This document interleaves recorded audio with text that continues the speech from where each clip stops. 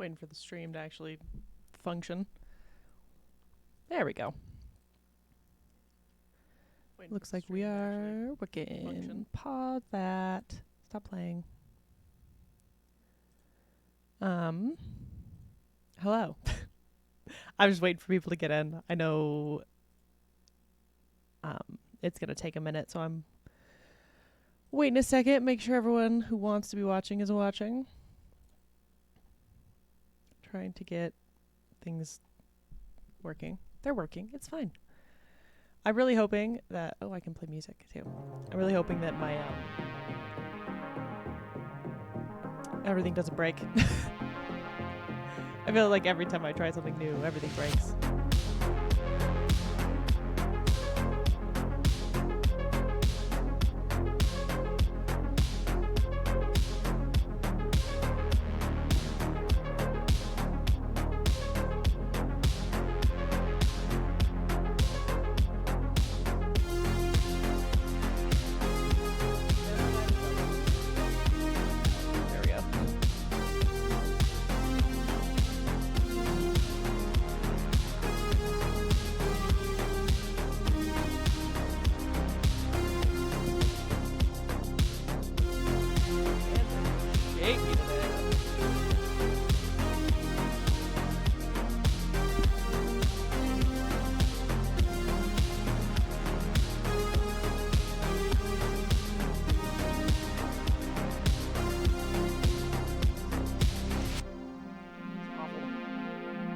Terrible.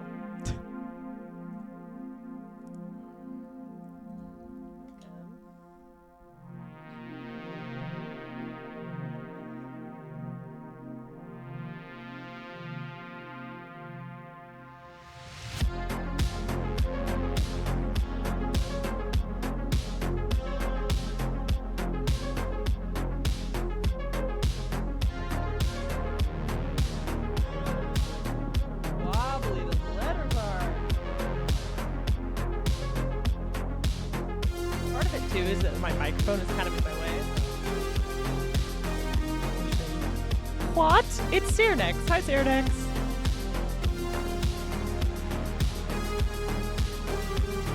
Welcome. Welcome to Carter Tries to Draw Letters Without Being Shaky. It's real bad.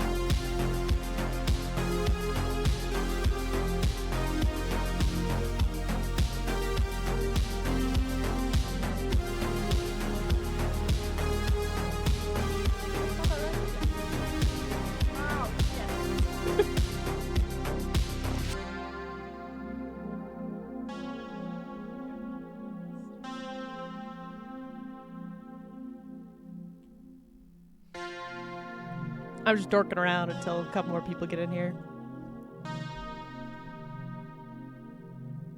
Allow for some time for people to hop in. Is the audio okay? Anyone who's in already? Let me know if the music's too loud or quiet, or if I'm too loud or too quiet. I will try to be talking into my microphone, but it's hardball drawing, you know? Sometimes. There we go. Sounds good?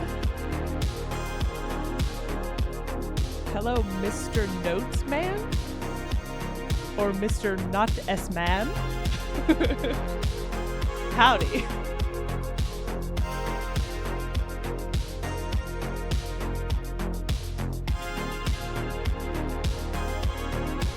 Cyranex, I'm going to add you as a moderator if that's right for you.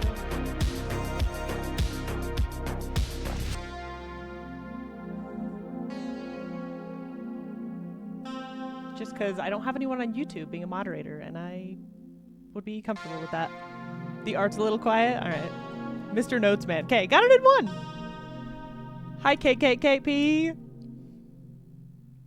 Music is a little loud. Okay. I'm gonna turn it down a smidge.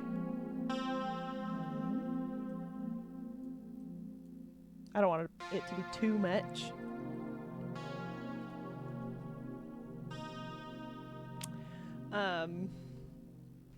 Yeah. I'm nervous about this stream. I'm not used to... Every time I draw in front of people, I get a little bit nervous. It's like it's not something I can control. I know it's one of those things that if you do it more, you feel better about it. But in general, it's just like scary. You try drawing in front of a bunch of people. See how you feel.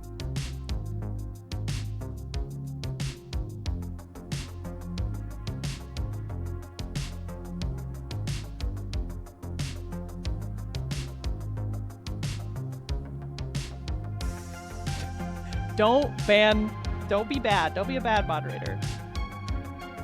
Be good. Be well. I have some people on Twitch doing it and stuff, but I just, yeah. And I trust you, Cyrenex, mostly.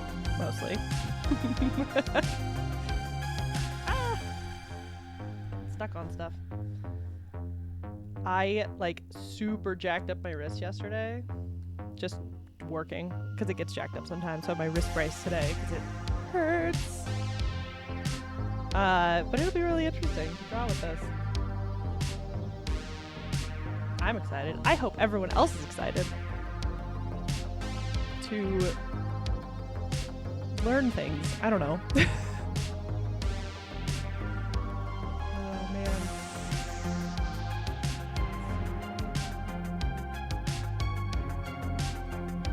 All right. I think I'm gonna get started. For those watching live, my idea with this whole thing is I want to teach a little bit of Procreate. So if you have any questions or anything that, you are interested in learning about Procreate, just type it in the chat. I will answer them to the best of my ability. But also, I kind of just want to draw and be a little bit of a draw along, kind of both. So I will be drawing something and also helping answer questions and stuff. But yeah, I'm excited. Learn with me and draw with me this day. I've been actually asked a lot whether or not I would do something like this, like a stream like this, because I know some tips and tricks, but I don't feel like I'm an expert in Procreate.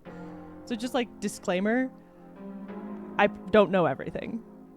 And I learn stuff all the time about Procreate that like friends will be like, do you know how to do this? And then I'll teach them something and it's great. But for this, I kind of wanted to, I just watched Frankenstein and there are no spoilers, but I want to draw the Frankenstein monster as a cowboy because it sounds cute and fun. So I already did a really basic sketch, as you can see, super duper fast because I wanted to actually figure out what I was doing for the stream. But he's a little guy. And I want to do another sketch just to refine some of these shapes. I'm going to start doing that. The thing about Procreate, okay, I'll start with some of the basics. So Procreate has your pen, basically, your smudge tool, which I never use. I don't know anyone who actually does use the smudge tool regularly. Then there's the eraser, obviously, and all these you can tap them twice and get all the stuff. Usually, like, I'm not using basic brushes today because I use this one. Brave Ink is like my favorite brush right now. It's from, I brought it up just to make sure I had it. It's from the Cosmic Cookie Brush Pack by Magdalena Dianova on Gumroad. It's $10 for the whole pack, and it honestly has like some awesome different sketching and inking tools that I really like. This one too, like the sugar sketch, I love because it has, it has this like flat line and then this like area that's like softer, which is really nice for some rendering and shading.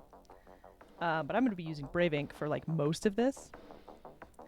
I would definitely like to see how you use masking between layers. So you don't have what you're drawing on one layer. There's a bunch of other layers that have content. So, okay, yeah, we'll definitely talk about that a little bit. At least I think I know what you're talking about. My layers are, just for now, usually a mess. I'm going to try to be like really neat and tidy this one. These are some other random sketches I was doing. had something I was going to say, and I don't remember what it was. My brain! This is a great start. This is my brain turning off completely.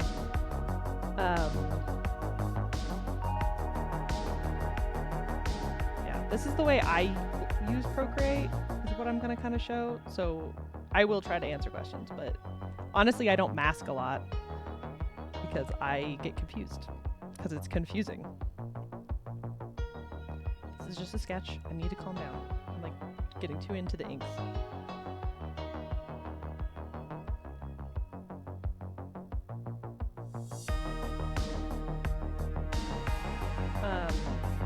With sketches, I don't worry that much about line weight, but whenever we get to more of the actual inking, I'll talk a little more about line weight.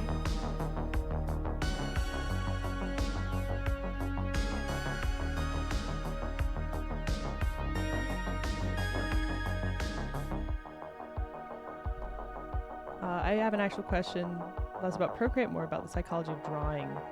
When you draw something freehand, do you visualize basic shapes or more finished object?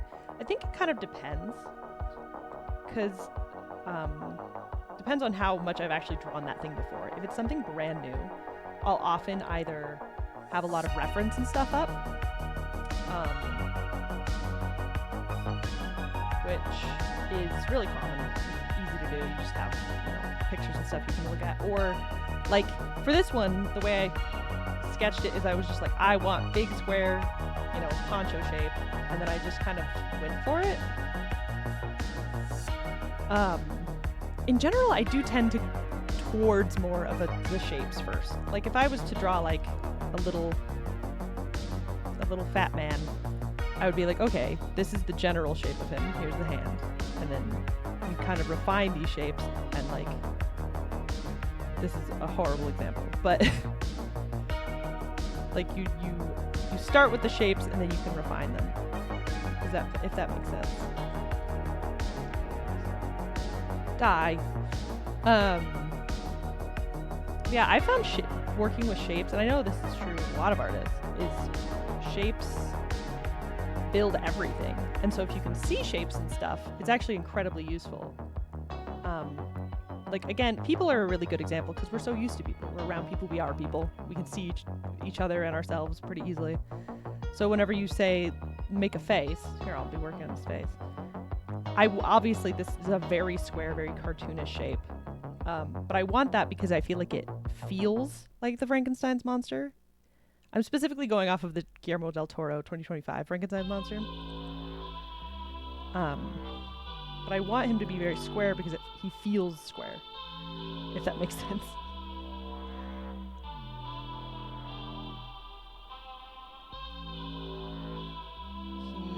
And then like the shape of a nose tends to be, you know, that is like the shape of a basic nose. And then you can come in here and refine a lot of these shapes and like find the volume in them and stuff.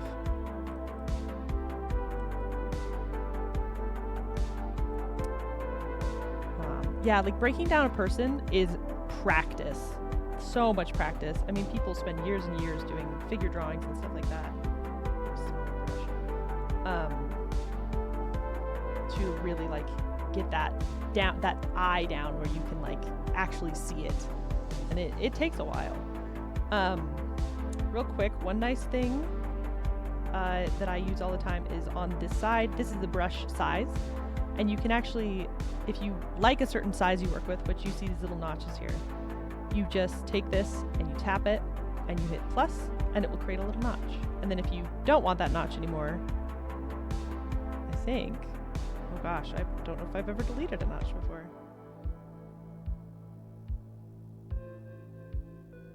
Oh, there we go. You just hit the minus. Ha! That's a new thing. I did not know that. And then this is obviously opacity, which mine should be at 100. But I have a couple settings on this brush, and this can change depending on what brush you use.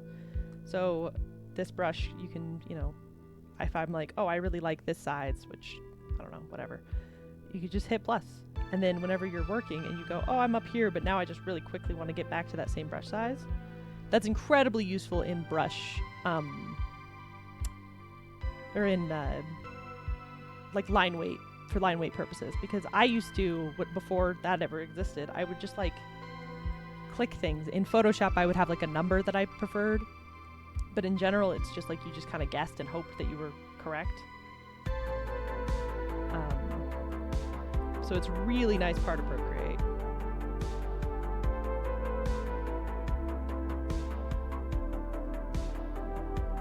When I try to draw a face or a body as a finished object, getting frustrated. Yeah, that's actually a really common issue with starting art. And it's one of the reasons why children kind of get away with it, because they don't care as much when they fail. But as an adult learning this stuff, it gets real frustrating real fast. But it's really common to feel like you can't see the shapes, and that's why it's important to actually start with the shapes and feel like you can get that all in.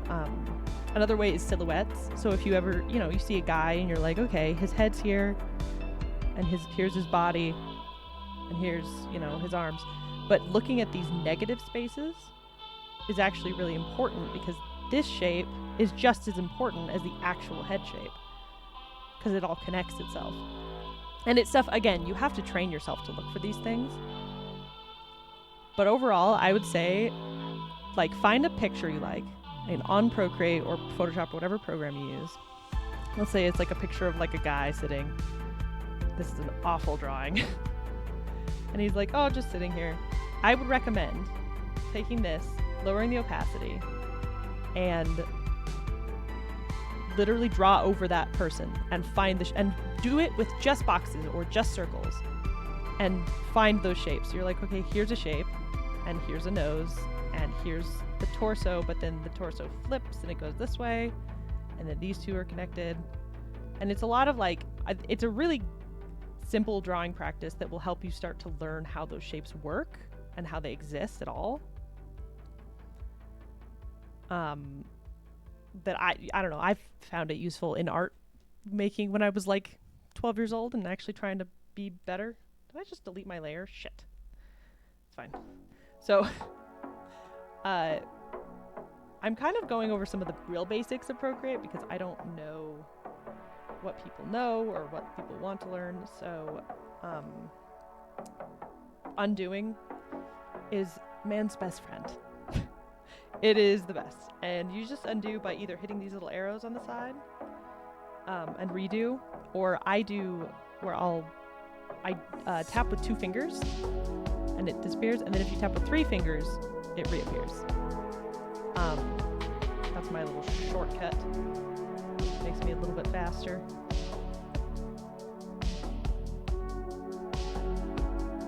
Gosh, now I need... Okay. If this for the sketch, I don't need reference. I'll be fine. But Procreate has some really cool reference tools that I'll show in a minute.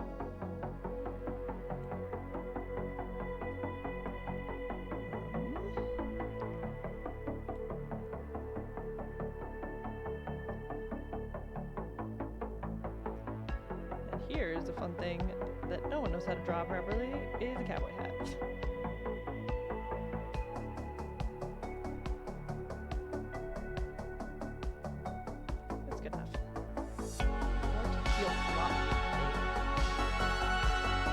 The other thing is, with drawing, there's no real rules for drawing. You can erase and re-erase and do whatever you want. I think a lot of people get bogged down by this feeling of but I'm not doing it correctly.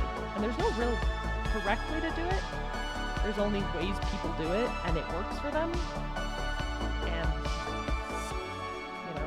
different tools give different results, and it's all relative, I guess. I think that this needs to be like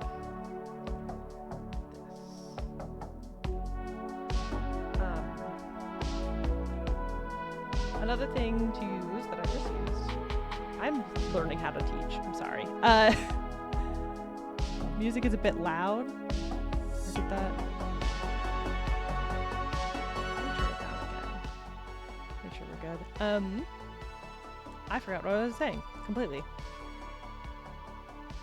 I want this to go this way. Selecting. So, selection tool in Procreate is pretty simple. Let me just draw.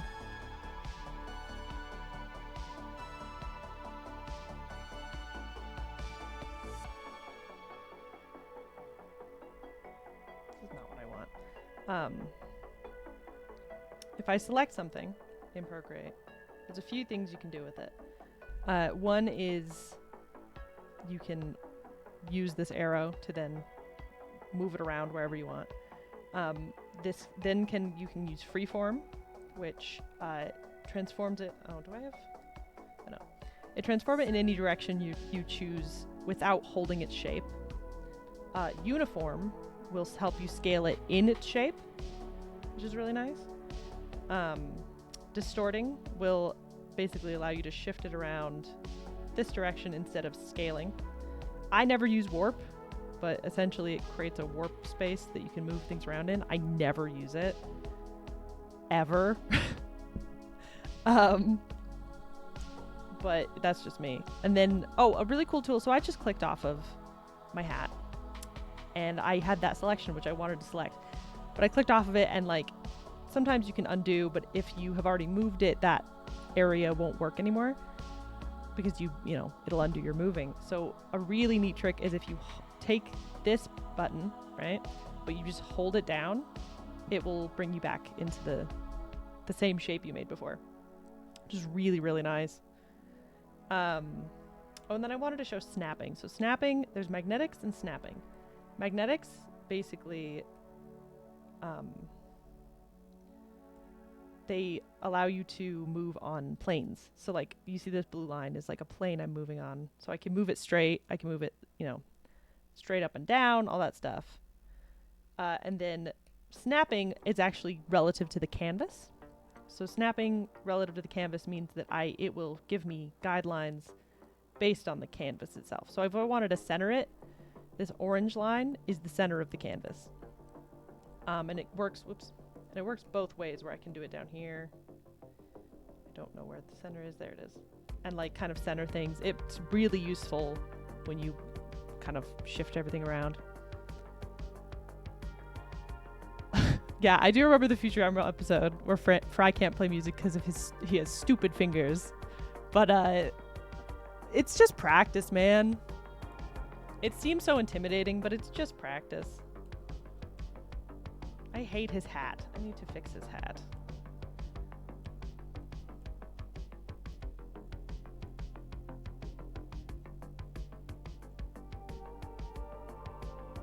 It doesn't look right, and I hate it.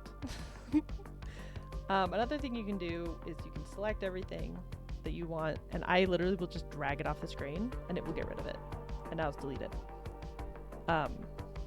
Which I like.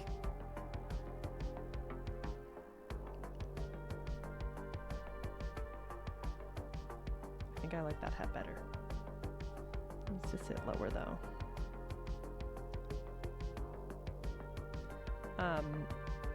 In terms of drawing, like, what's the word? Like, process.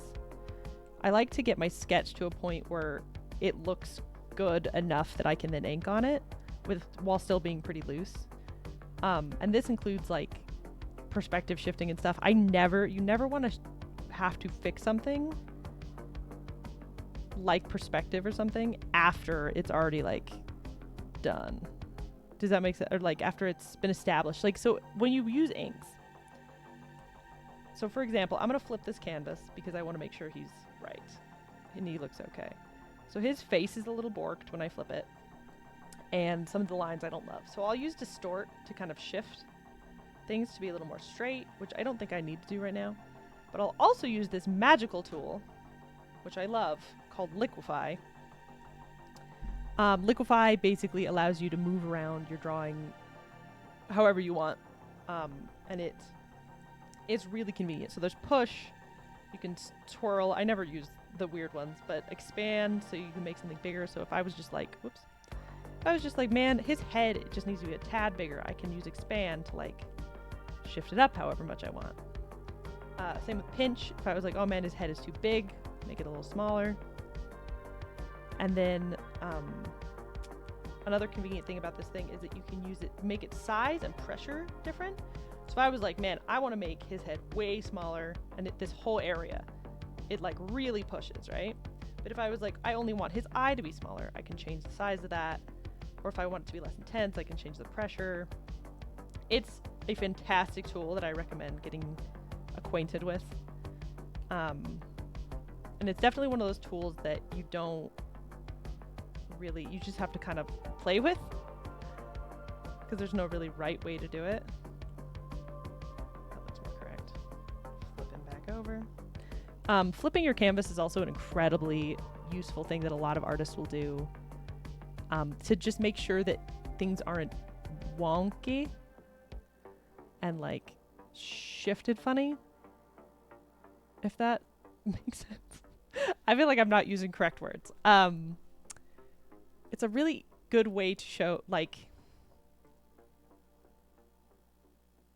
your brain gets used to a certain angle a lot, and it'll be like, oh, this looks perfectly fine. I mean, there's memes about it and stuff, but when you flip it, your brain switches off that mode that's like, this looks good, and goes, wait a second, something's wrong. So I will flip stuff usually, again, in the sketch phase, just because it's easier. The one thing about Liquify that gets a little janky is when you use it, you see this line is real crisp. When I move it, it will sort of soften those lines, blur them a little bit.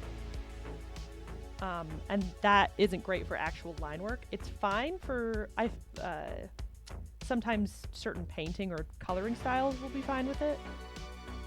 But in general, I tend to just use it in the sketch phase just to keep things cleaner later.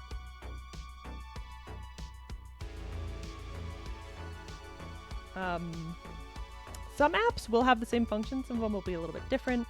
I love Procreate because it is made for artists. Oh, hi, Faith. Welcome. Have you come to learn how to color? I don't like that shape. Like I said, with any drawing, you are the ruler of this universe that you are creating. There is no reason you can't completely delete it and start over. Unless you're on a drawing stream where you're showing people how to do things and then you get nervous and then you can't destroy it because people are watching. People will know.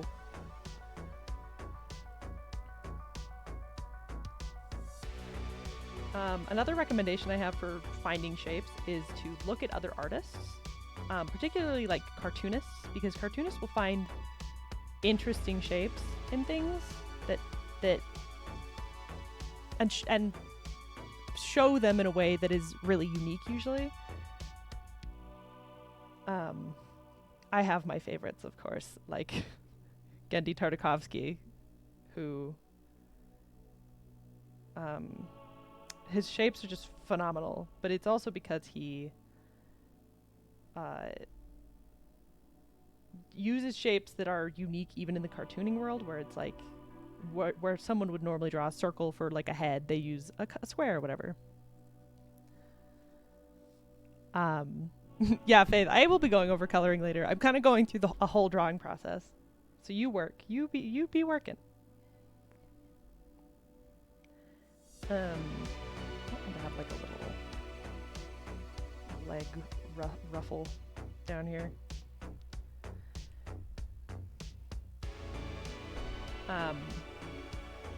I'm sure people who have Procreate know this, but you can zoom in and out with 2 fingers. That's a pretty basic one.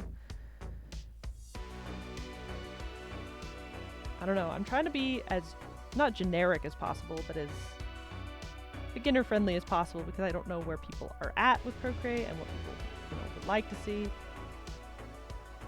Which again, if you are in the chat, feel free to ask any questions you have while I'm working. I'm a bit of a dope, but I might be able to help. I'll delete and start over about 4 8/3 dozen times before just giving up. That's okay. You know what's funny about drawing is that even if you fail, every single drawing is the act of drawing. And so you get better just purely doing that. I can't tell you the amount of throwaways I have and have had in the past. I don't think I like his boot shape. I think I want this to be different.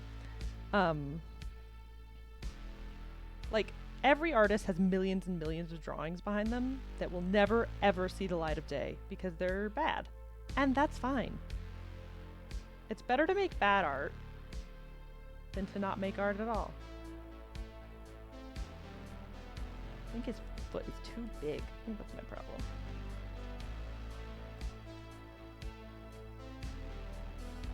The only thing limiting you is time.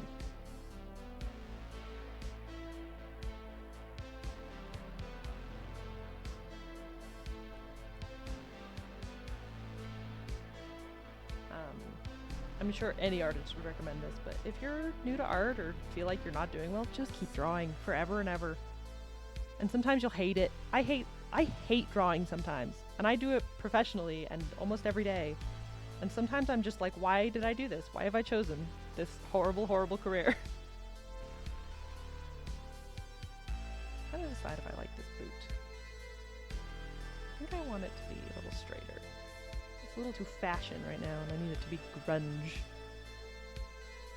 I'm awful just learning, but I do see some improvements with just doing it on the regular. Yeah, that's the thing, is like basically your brain is making connections the whole time you draw. Even if it's awful, even if you hate every second of it, your brain is making those connections and learning. And drawing something that humans are made to do, I swear. I mean, there's a reason that every single kid grew up drawing something. Doesn't matter what. Doesn't matter if they were encouraged or not. Kids draw. It's like a natural instinct. I don't know why I'm so worried about his boot. I'm not. This is a sketch. What am I doing? I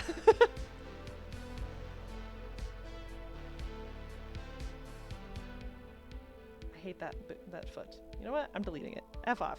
F off, foot. You suck. Die! Just want him to feel long.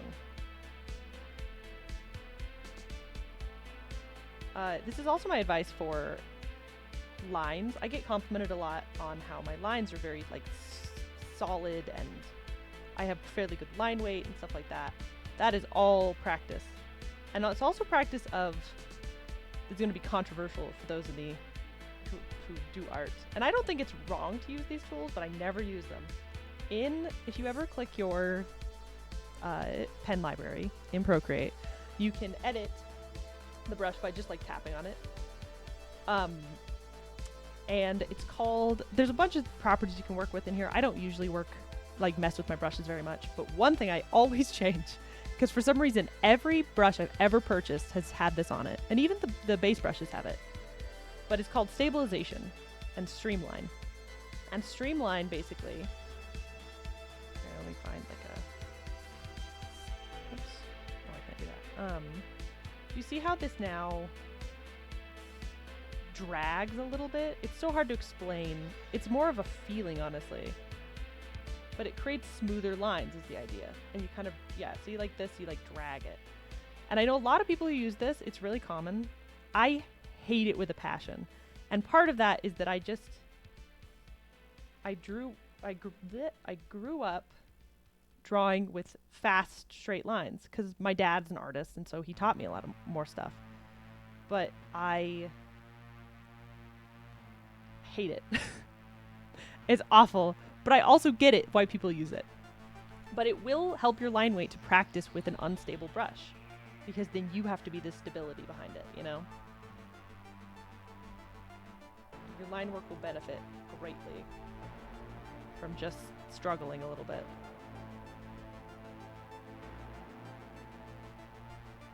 There we go. That's more the vibe I was trying to get out of the boot. Oh, I was needling it.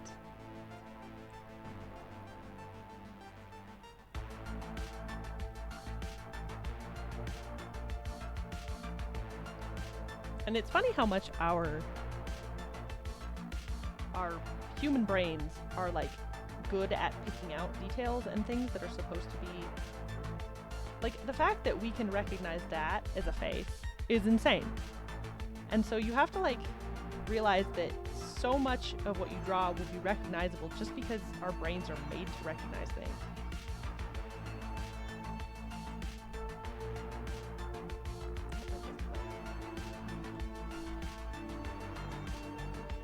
Another cool tool that I use somewhat often in terms of line work just to get straight lines is if you draw a line and then hold it like hold so you don't let go at the very end. You hold it. You can make a straight line and then move that line around, change it to whatever. This is also true of shapes. So if I wanted a perfect square for whatever reason, I just hold it at the end, and then you get this thing. And then, obviously, this is not a square. But if you hold your finger, another finger down while holding the pencil, it will create a perfect square. And then you can scale it and move it and everything. Then you can also change it this way, where so a polyline basically allows you to move these things. Quadrilateral is you move, but it's a little bit different, I guess. I actually don't know the difference. Whatever. Anyway, those tools are really useful if you do want some like very straight lines or whatever kind of shape. It works with circles as well. My favorite part of it is that it works with, so it's the same oval, and then if you hold it, it'll make a circle. You can do this where you're like, oh man, I have all these shapes, but I want them to look straight. You just hold it. Then you have this straight line thing that you can kind of shift around. It's really nice, super useful in some cases.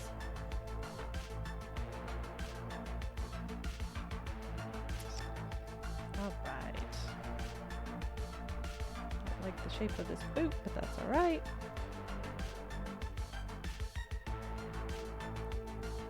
That looks better. I still don't like this boot. It's like pointing up too much. I gotta get out of the sketch phase, man. I gotta get out of the weeds.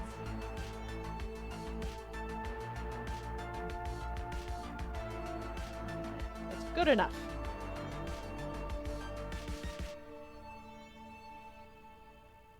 Yeah, I hate the stabilization thing.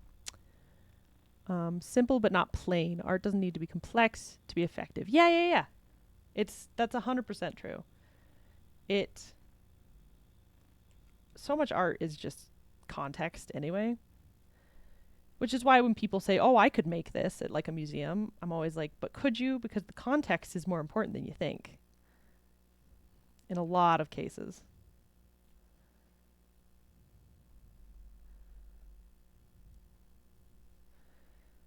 Fun tip with a hand is if you ever are struggling drawing a hand, which I'm doing now, you just draw a box of where your palm is, right? And then a triangle for the thumb, and then a stick out the thumb, and then sticks out the fingers, and those can bend and move and change depending on what you want. But it's a really easy way to get like a basic hand shape that will like mostly function as a hand. Pro tip.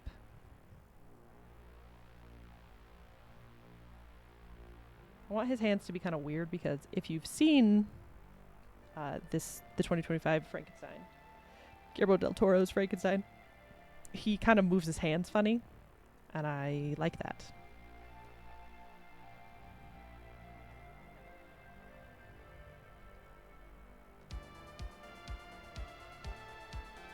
My hand method did not work for me today. That's the other thing is so many of these tips and tricks, sometimes they just don't work. I've used that tip so many times, and today is just not the day for it.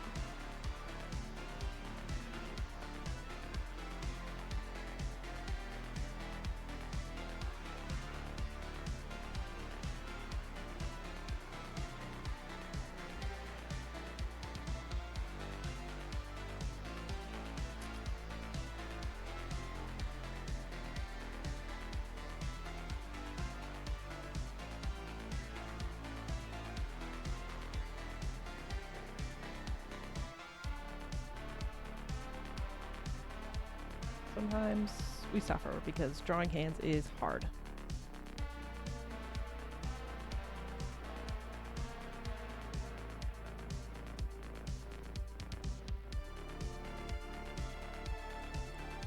I used to have a really bad problem where I would think that if I didn't draw the line perfect the first time, I had to restart it. I couldn't edit it.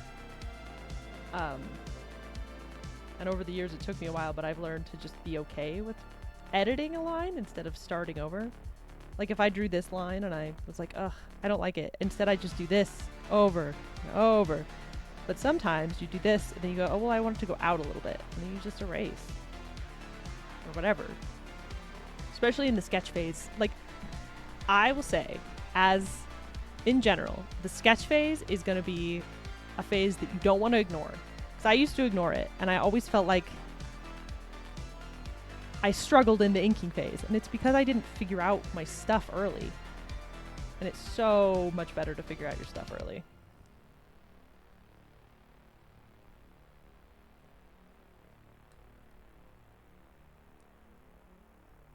Alright. His thumb looks jank. Let's fix that.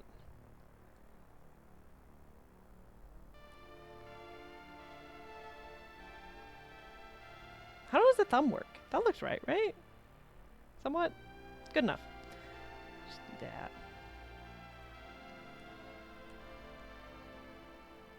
Yeah, because a sketch base is meant to be your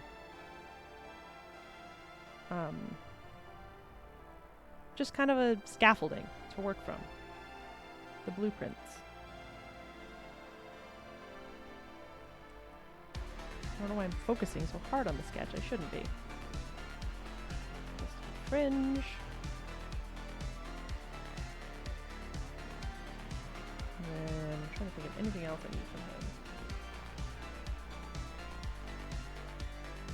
Yeah, that's alright.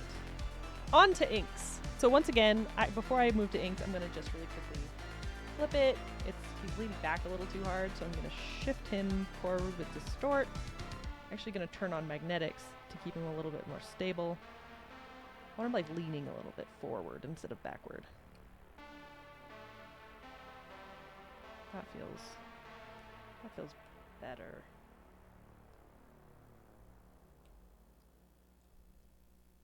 Sometimes you just gotta flip it back and forth. Because this leg, pro tip, once again, if you are drawing legs, or like a full body, the head and the center of gravity tends to line up. So if you see this leg is just like out of line with his heel is out of line with his head, right? So he's a little bit off balance. He doesn't have as much weight as I want him to have. So if I shift him just a little bit this way, and that heel is lined up with the face, it actually, it gives him a little bit more balance. It makes it feel like he's actually really standing on that leg, while this back leg is more kind of shifted to the side while all the weight is on this leg. And that's what I want. I think that's good. Yeah, that feels right. All right, inks. I wrote down notes because I knew that I would forget things that I wanted to show. Let's see.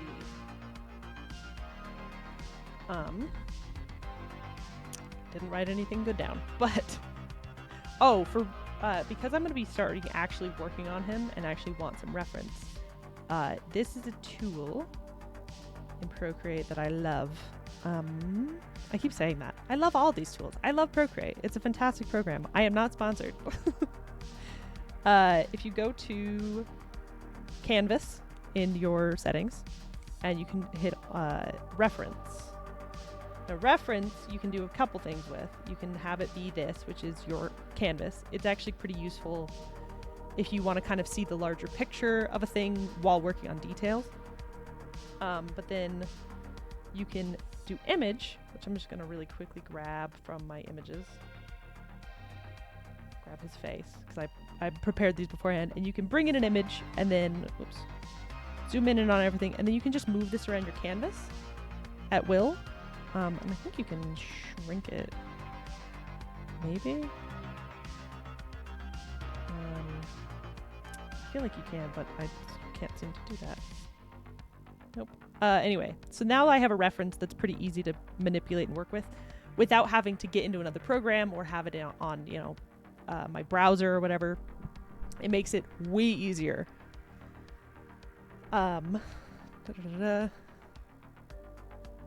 Yeah, exactly, Cyrenix. Like an editing process, you have a garbage draft. It's just to get the rough takes together as quickly as you can. My philosophy with drawing that I've kind of obtained over the years is work big, it's like clay. I don't know if anyone's ever worked with clay, but if you have a big chunk of clay, you want to get the main shape in first. You want to work as big as possible to get those huge, large portions in. And then you start to add the little details, refine down until you get what you want. Because if you start with the details, the whole picture is not going to fit right. So that's why, like, obviously this sketch is real rough. It's just slapping everything what I want in there. His clothes, boots, his pose, you know, everything that I want in that actual picture. And then this one has refined it a little bit. But again, it's not ready. It's not inks. But in this one, in the ink phase, I'll refine it again. And it will kind of, it all comes together in the end. But that's a good way to do it. This is the same with rendering, which I think I'm going to render him. If people want to stick around for that part, I will show kind of how to do base colors and rendering. It's the exact same concept of think big and get smaller.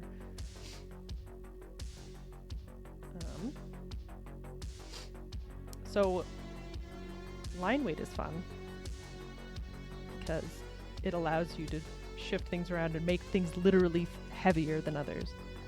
I'm just gonna start going for it. And again, as you can see, I'm refining this shape of his head even more. It still feels square because I started with this square, but I want it to feel a little more, you know, he needs this little in. He needs to feel sharper than I actually made him in the sketch.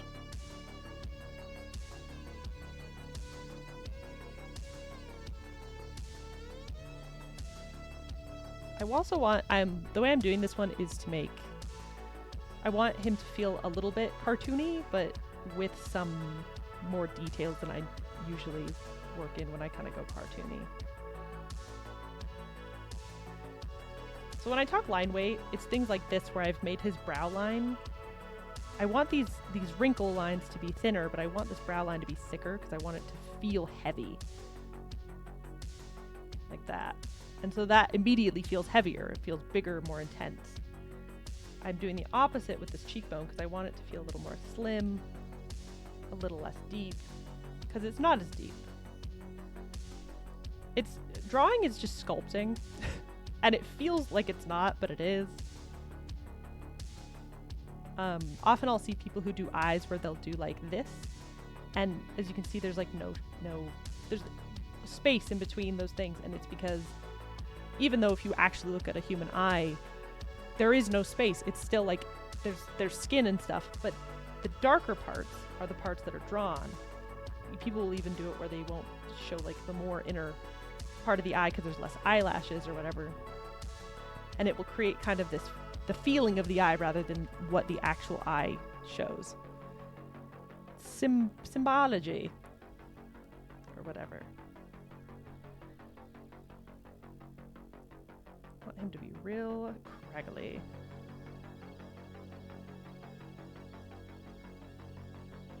If people haven't watched this movie, they should. It's wonderful.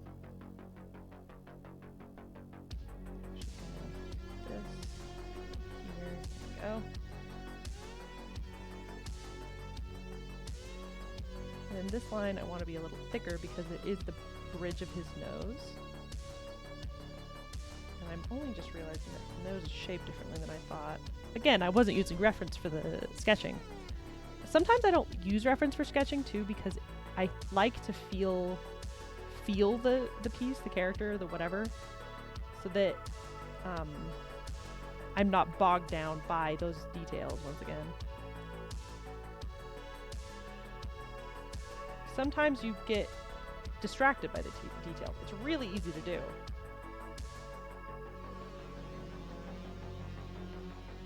I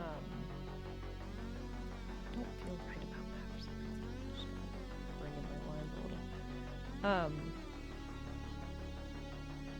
But it's sometimes helpful to try to draw something from memory before looking at a reference, just to get the vibes of a thing out. I don't know how to draw noses, apparently. Goodness gracious, what's happening?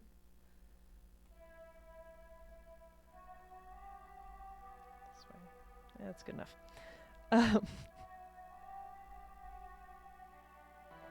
obviously in Procreate they have pressure sensitivity, which is great to utilize, but is a thing that takes, again, practice and time to kind of figure out. So I think it's because I will do it where I'll be like, I know how to make a thin line and a thick line just on instinct.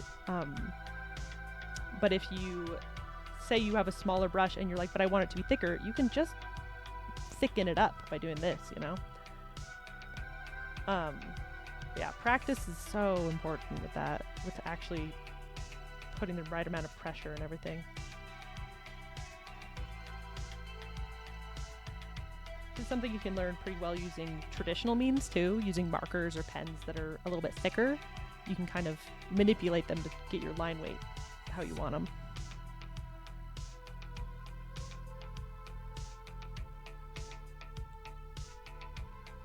Hi, Mike Pacholik. Yeah, the Frankenstein is a Netflix thing, so it's on Netflix and should forever be on Netflix, hopefully.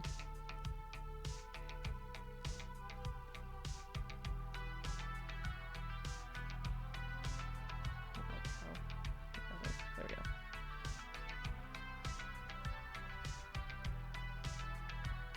It's actually a pretty damn good nose. I'm usually awful at noses. Yeah, I'll deal with some of the actual, what's the word? Some of the actual shaping in a more of a rendering process.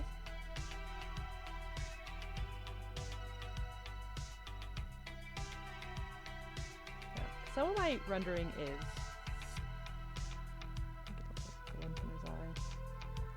so sometimes I'll render with basically my brain. I'll render with, why can't I think of what they're called? Flat colors, cell shading.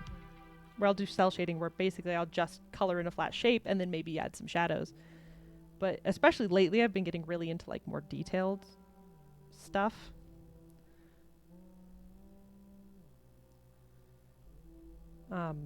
Also keeping your brush pretty loose is a really nice way to, especially to draw these like flowing shapes of his hair.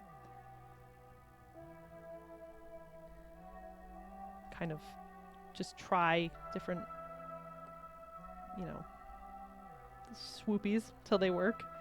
But I'm keeping my hand really loose and really like not, I'm very loose with that kind of thing. Hi Alicia. I am drawing Cowboy Frankenstein, which is the only correct choice when drawing anything ever.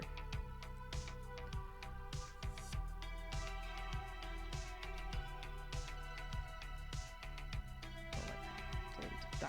No. The nice thing about digital drawing is that you can just undo, and there's no problems with it.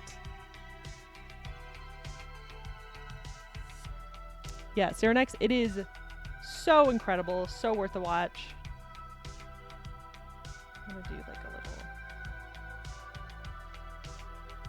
I'm getting real detailed with this, which I wasn't planning on doing, but I'm having fun. So it's fine. Right? It's fine.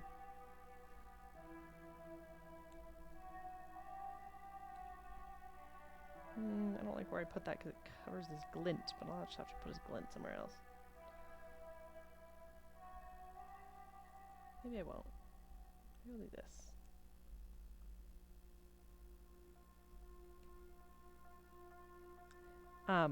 Another shape language thing is back and forth zigzags are so effective in making interesting shapes.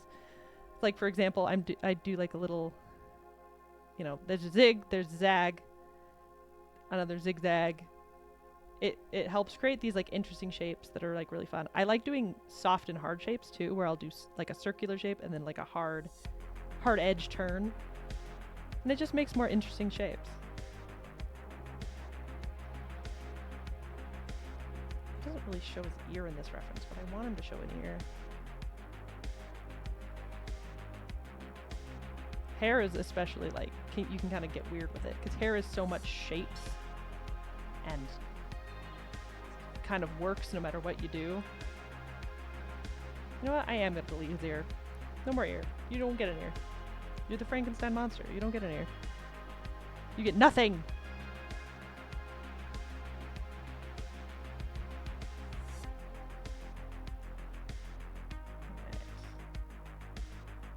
I want this hat line to be pretty thick, because I want it to feel like the hat's really shoved on its head.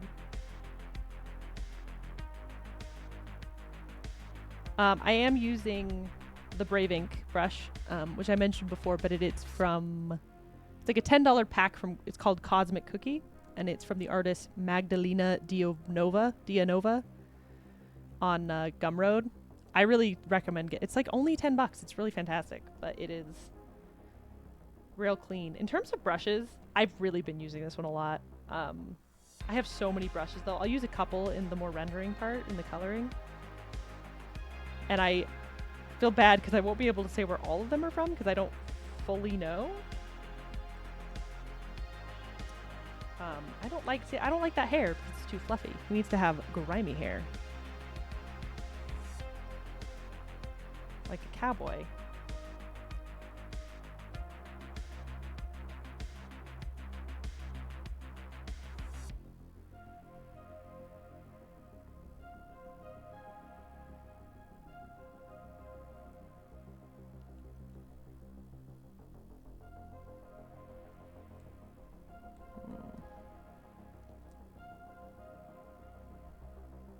There we go.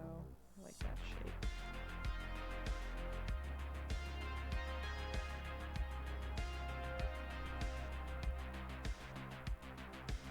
Hair is one of those ones that the shape is more important than the details always. Because you can often get away with a lot more if you know, this is the shape of hair, and it's like, yeah, that is the shape of hair. 'Cause here's like a face. Right? But if you get too nitty-gritty with it and you get like, oh, let me draw every single detail and every single hair, it gets like really muddled really quickly. So that's one that that if you're practicing and want like a good thing, what's it called? Like a, heavens to Betsy. Like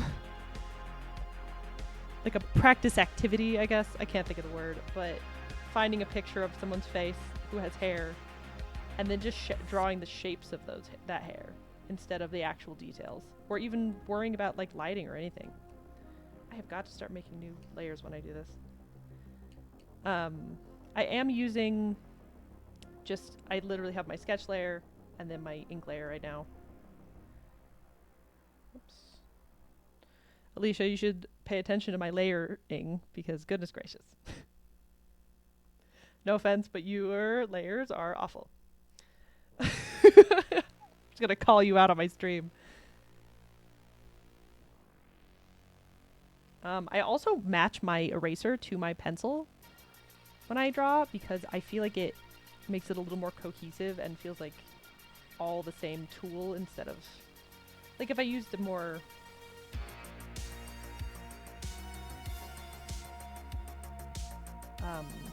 if I used a softer eraser or whatever, it would change my lines up enough that I don't think I'd like that.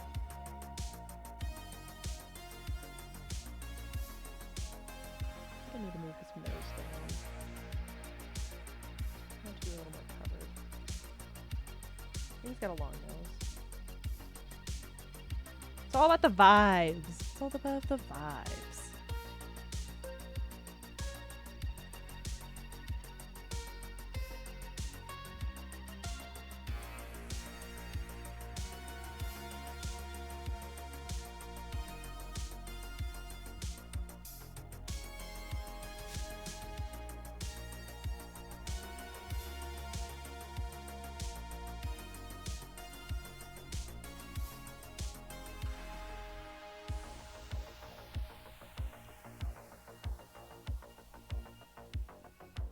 Hopefully people are drawing along as well as learning.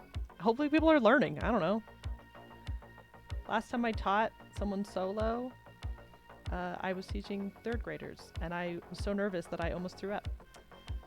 So hopefully I'm doing an okay job. And if not, let me know. Be mean.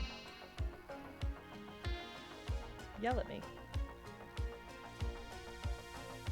It's fine. I won't cry.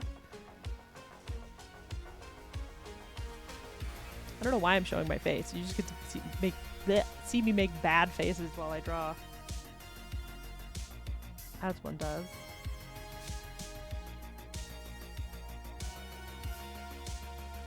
I am getting far too in the weeds with this already. I was planning on making this so silly, and now it's like serious.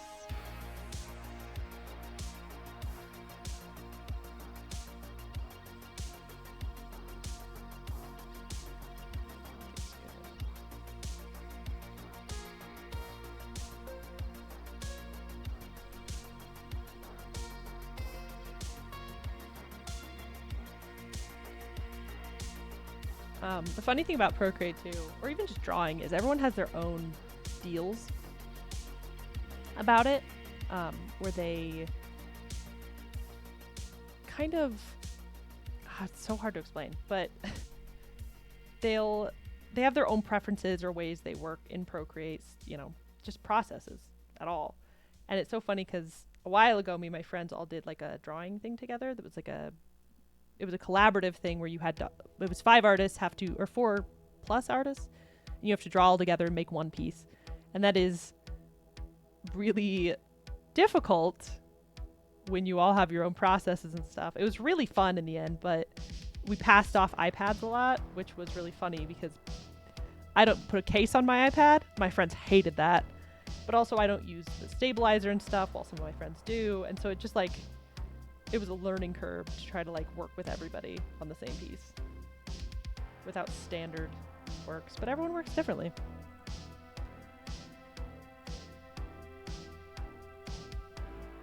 Where should I look for the that brush pack? That brush pack's on Gumroad.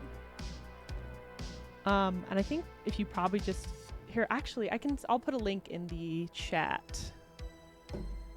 Because it's a great brush and it's supporting a cool artist.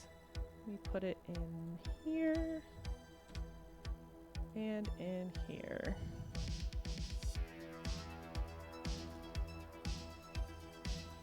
Yeah, but it's only $10. I love it. It's got so many different options and things to work with too. Yeah. I have a great teacher. Wrong. I have a calming voice. Wrong. No one has ever told me I have a calming voice. What? Like a hair doing like this.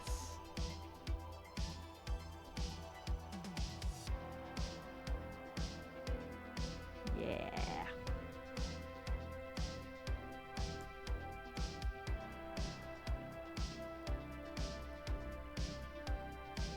There we go.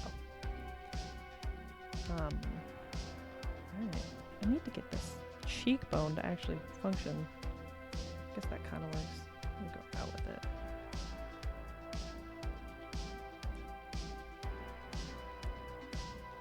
I think I'm in a drawing mood as well. This is not how I usually go about things, but we're all learning today. My voice is calming until the Scott scream. Yeah. I do not have a screen protector. I go straight pen to glass. I know a lot of people really like those like paper feeling ones. I think my dad has one that he really likes, but I've just never felt the need. Like I don't know. I think I've been drawing so long digitally that I just don't care. But I know they help people a lot with like just feeling. I want this to be bigger. Feeling like paper. The other thing is, people will tell you that tools don't matter. Tools absolutely matter, as well as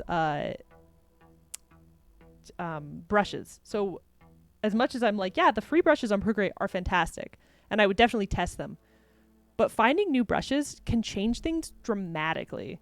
And it like just the feeling you get from different brushes is like very real.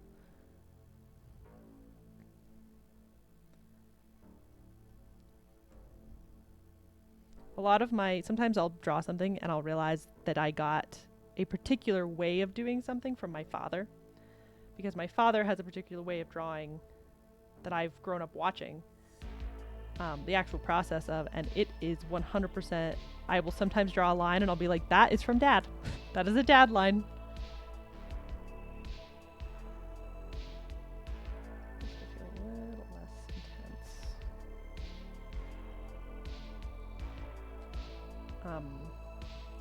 After I'm done inking, I will show, I have a way I recolor ink sometimes to make them less black and less intense. That's like a really nice way to kind of refine your line work and stuff.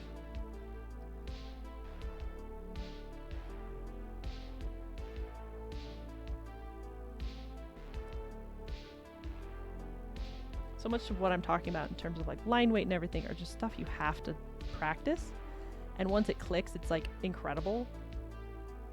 There's some stuff that hadn't clicked for me until the last like 2 years after I quit my job and I started really getting into my own work again for the first time since like high school, and realizing like, oh, I need to be practicing more because I was so burned out that I wasn't really doing anything new. And man, doing stuff new, that changes everything.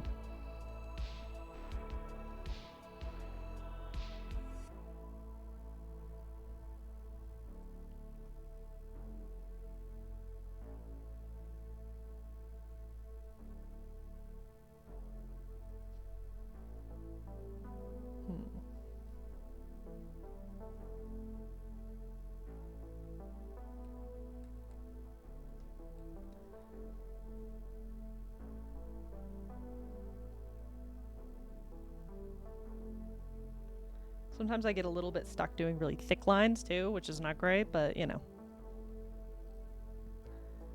We have to learn. I have a very aggressive style where when I draw, I push pretty hard. This is especially evident on like paper or like, yeah, I don't have a light touch. Which causes very thick lines when I work. Oh shit!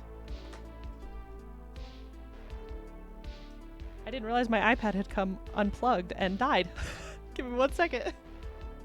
Whoopsie! Jeez Louise. Really?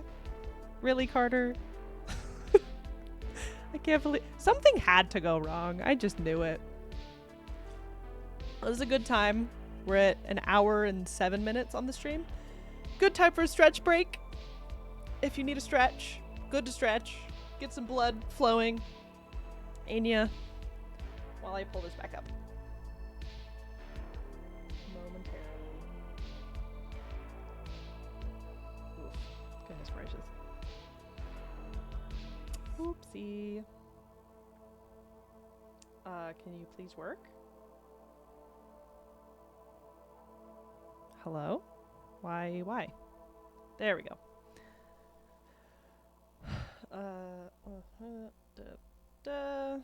Bear with me. Oh. I do get into a shrimp pose. It's such a problem. Oh gosh, now it's all weird and small. 1 second. Just make that bigger. There we go. All right. We are back. Goodness gracious. I can't believe I did that. Luckily, it just died, so plugging it in got it up pretty quick, but... Oh my gosh. Anyway, we're back to it. With these, oops. I have to redo my pen because it died. 69. With layers, I've been working on 1 layer up until this point. I hate that. Why did I do that? Ew. Ew, bad line. I'm working on 1 layer, but sometimes whenever I have something that I don't want to have to erase or deal with like accidentally erasing lines, I'll just add an extra layer, and I will, because right now I want to do this fringe, but I don't want to have to like, if I did it on its own layer, it would erase this line when I went in, you know? So this is just a way to like not have to worry about that. And I'm just going to... Actually, I don't want to do it that way. Or do I? gonna do this. Right. And I'm literally gonna make another layer and draw these lines.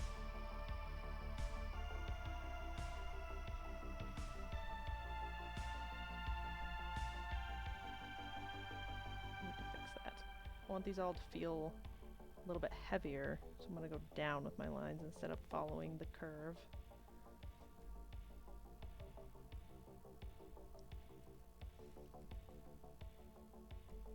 Make sure my music's still going. Yeah, we're good.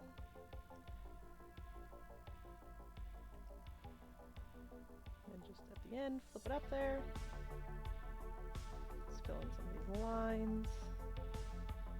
Now, because I made a new layer, I can very easily go in here and just erase all this without stressing about erasing my other line that I made. It's incredibly convenient.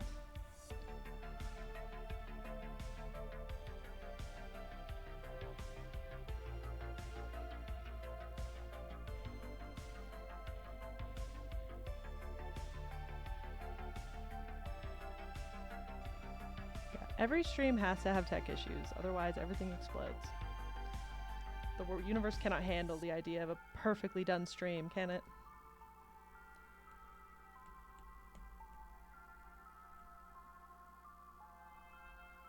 I tried to, at the end here, because I want this to...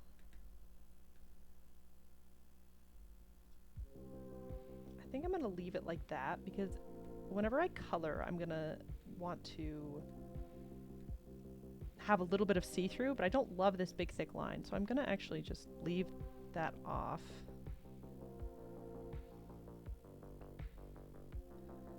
Then a little longer.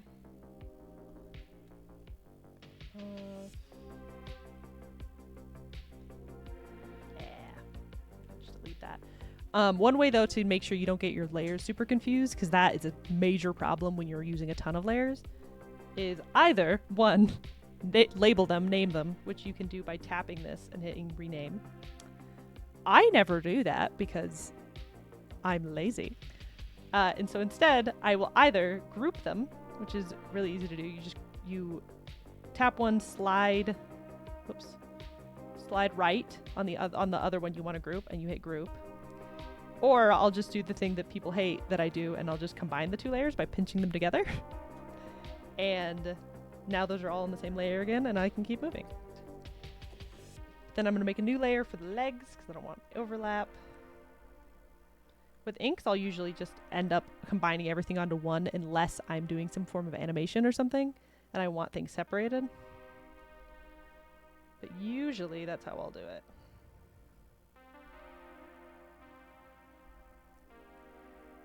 Can I draw a line? Yeah!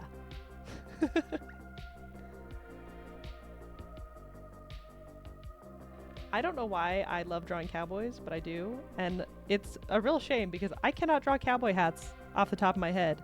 And even when I look at reference of a cowboy hat, it doesn't make any sense to me. And then I just draw it like this anyway. But it's better than I used to. I used to draw cowboy hats. There's a little guy. I used to draw them where I just do this and then this. And that would be the actual, like, that's not even like a simplification. That's how I would draw a cowboy hat. Or any hat, really. Same with like ball caps. I would just do this and then like whoop, whoop, whoop. Now I give it some shape, mostly. Like that. A little extra. Extra. They would often also just like float above their heads like a Powerpuff Girl or Dexter's Lab kind of character. He looks like freaking Moses up here right now because his face isn't all borked. He looks like a biblical man. Oh, Mike, you didn't have to do that. That's so nice.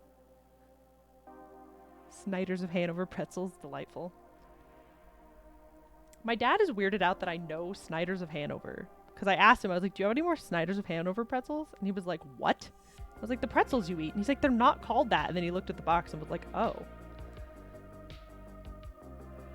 I love pretzels. You think I wouldn't know my pretzels?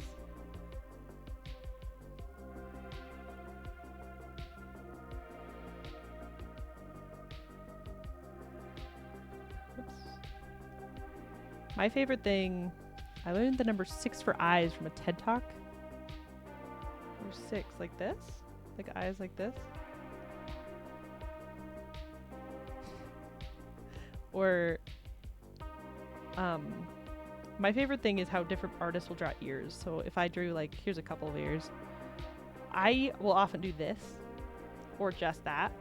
But I'll see people who do this, and I'll see people who do, like, really detailed, like, here's the structure of an ear. I mean, this time, I erased his ear again. But I was doing a little more structural. See? It's a little bit more correct. It depends. Whenever people ask me about art style, I always tell them, just draw. Just draw. Don't get tied down to one art style. Because one art style is gonna... I mean, at least in my case, I go insane if I do something for too long the exact same way. So I'm gonna make that line straight. There we go. So whenever people are like, oh, what's your style? And I generally am like, yeah, it's pretty cartoony, pretty fun, pretty whatever. But I'll also do like fairly rendered stuff, or, you know, stuff that's even more cartoony, or stuff that's semi-realistic, more comic book style. Like, I'll do all kinds of stuff. And in general, it looks like my work, but that's because I drew it. So of course it looks like my work. But,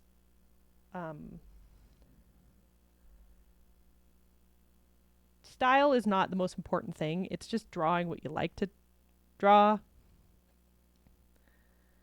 And eventually you'll get good. So many artists I know would draw just cringy, when they were 13 years old, would just draw cringy anime art, fan art, and OC stuff, and furry art, and stuff that just, like, people consider to be, like, not pointless, but a lot, mainstream-wise, it's considered kind of bad.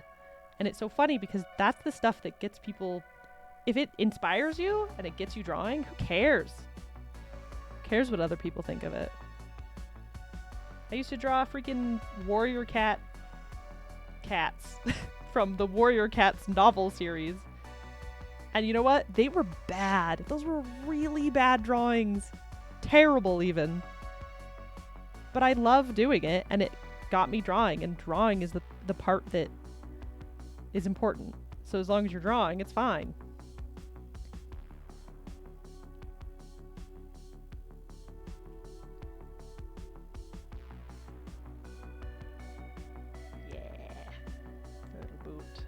I'm trying to decide if I should give him spurs.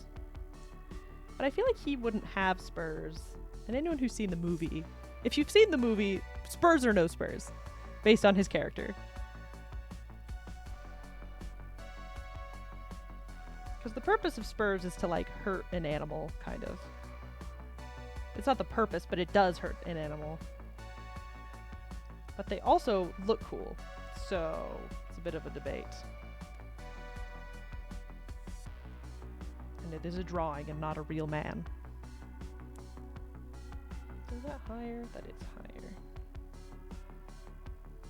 Ugh. Drawing symmetry, or not symmetry, but things that should look the same on both sides. Impossible. People always joke about eyes being, like, really hard to draw two eyes that look the same, but for me it's boots, apparently. I'm trying to try to do boots that actually are coherent. They used to feel a little fat. Yeah. I like this boot shape.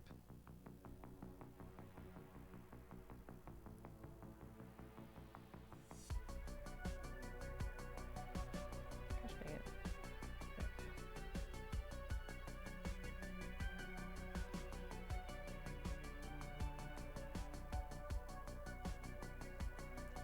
Oh my gosh, Cyrenix, no, I am not making spurs made of human teeth. First of all, I don't know how I draw that. That sounds painful. But also, ew. this like... I don't want them to look like Grinch shoes, but I want them to look like... still pointy. Cowboy boot. This is a tool that's easy also, is to, when you select an area, just hitting copy paste and then flipping it over. I'm not going to use this as my final because I want it to be a little more down like this. But I am going to use it as kind of a reference point to make it feel like the other boot. And when you copy paste, it makes another layer, as you can see here, which is nice because then you can't F up the other layers, but also it's, you just have to be aware, keep track.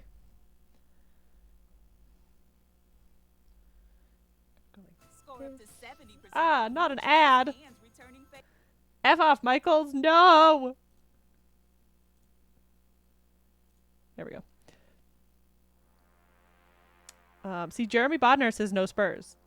I assume you've seen the movie. So yeah, that's how I'm feeling. I feel like he wouldn't do Spurs.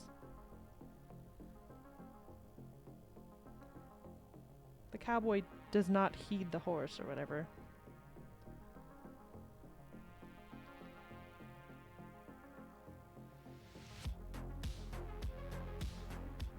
Gosh, dang it. Boot. Need to breathe through the boot. You know what? I might actually just copy paste it. Because I want it to like point down a little, but I don't think it needs to.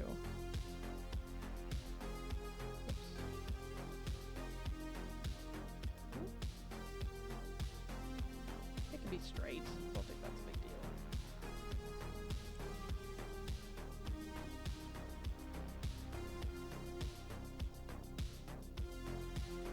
Combine those layers. Give them like a little.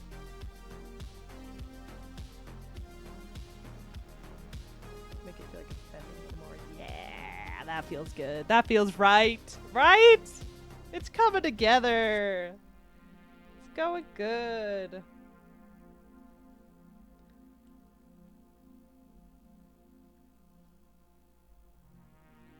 Why is my pencil having problems? Hello?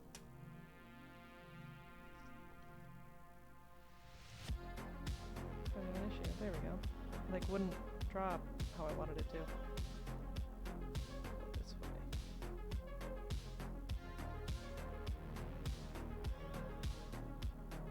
Yeah. This feels good. What I need to do. Uh-oh.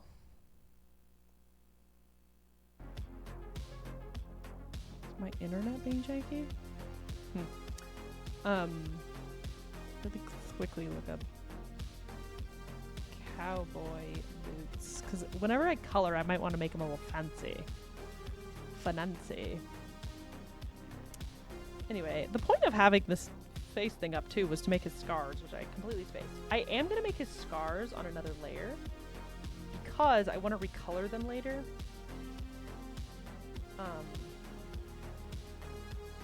And it's going to make them a lot easier to recolor if they're on another layer.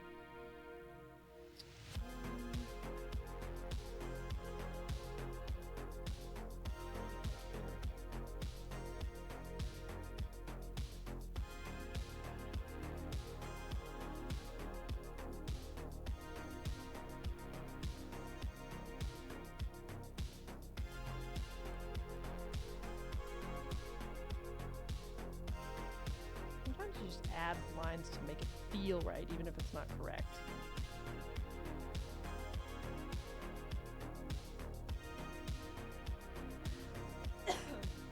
Excuse me. Oh, shit. Is it? Oh, it's gone again.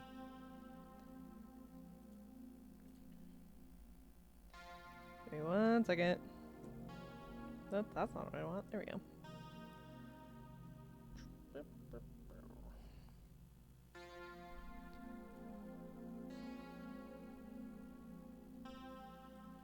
There we go. I don't know why that's happening, but it is. I don't like that it's happening. It's really odd.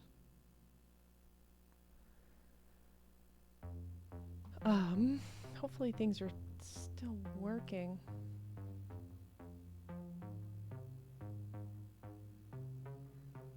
Oh man, is the stream back? Is everyone alright? Do we live? Dude, I haven't had... What the hell?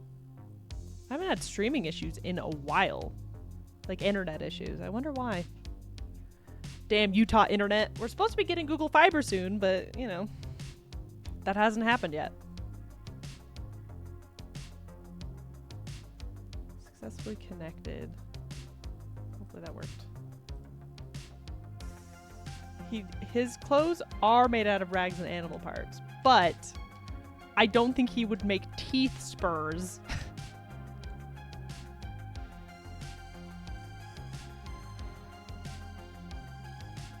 I don't know if it was while the stream was down, but I added a bunch of lines to his face to make him a little grubbier.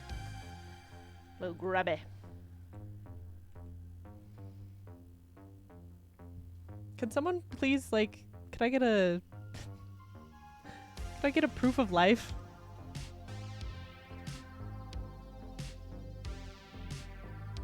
Just want to make sure I'm not talking to myself like a crazy person. Crazy!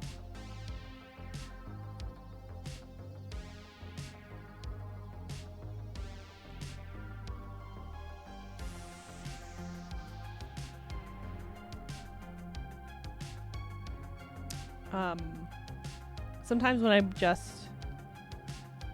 Gosh, why? Okay. It's freaking dumb. Proof of life? Anyone? Proof of life? I'm just gonna keep going. Sometimes whenever I want to make sure my inks are actually working, I'll just turn off the sketch layer and like make sure it feels how I want it to feel.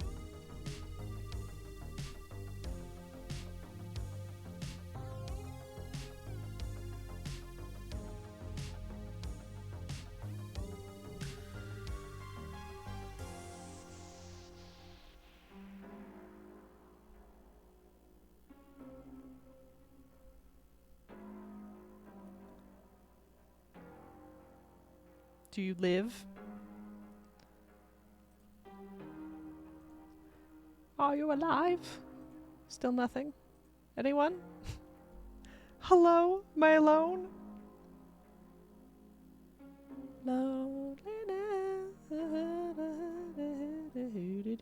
Oops.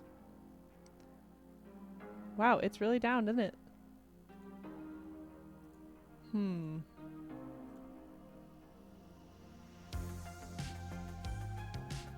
Is it really down for everybody? Oh no! Dude, what the hell? I'm gonna stop streaming and I'm gonna restart.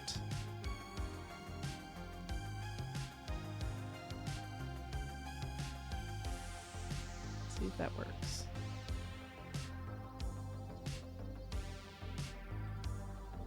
Try bringing up chat again.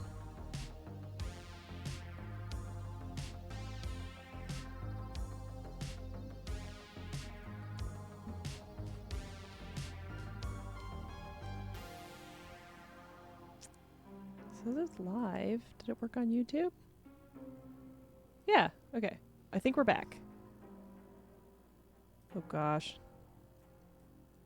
Did this work? Please. Okay. I think it worked. I think. Gosh damn it. Stupid internet. I never have problems with the internet anymore. What's going on? It knows. It knows that I have a stream to do. Therefore, internet bad. Internet bad because I have to be productive. The one time I actually need the internet.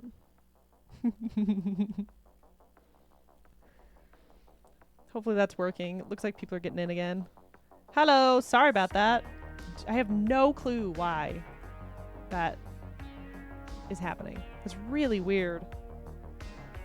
Well, I haven't done much since the cutout. He has more lines on his face. That's the main thing.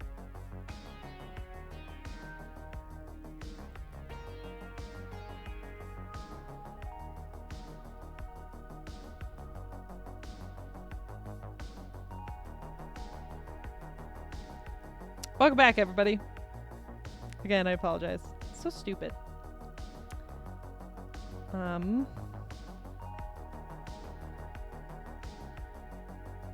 just gotta do his hand, and then I think we're good on the... I'm gonna fix this. Good on the inks.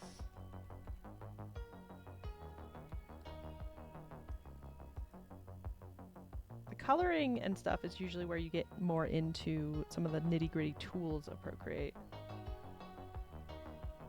So I definitely want to get there.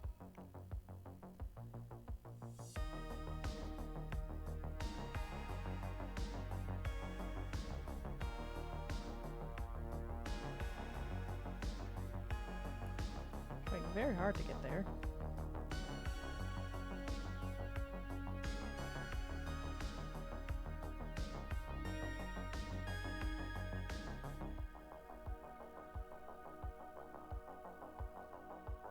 Again, if anyone in the chat has any questions at all, let me know. I will answer them best I can. Moving forward, I'll probably be getting into more layer styles, blending modes, stuff like that. Yeah, now it's a live stream, Cyranex, because it's borked.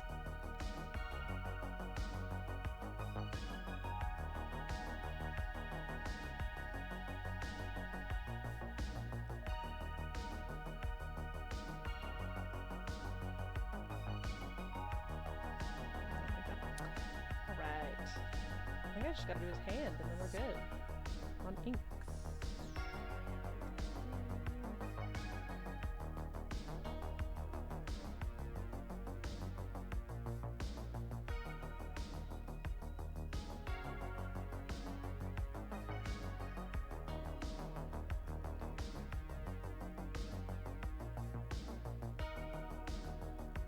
So dumb.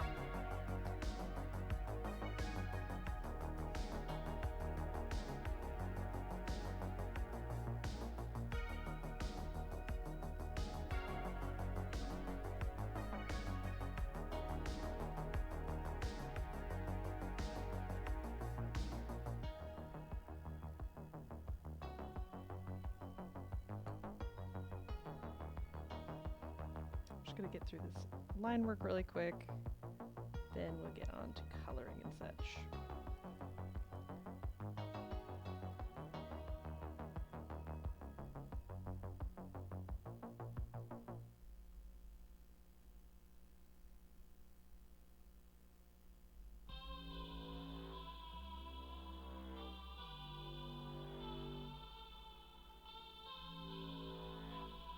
The thing about lines is that when you're coloring, or even if you were just doing a black and white line thing,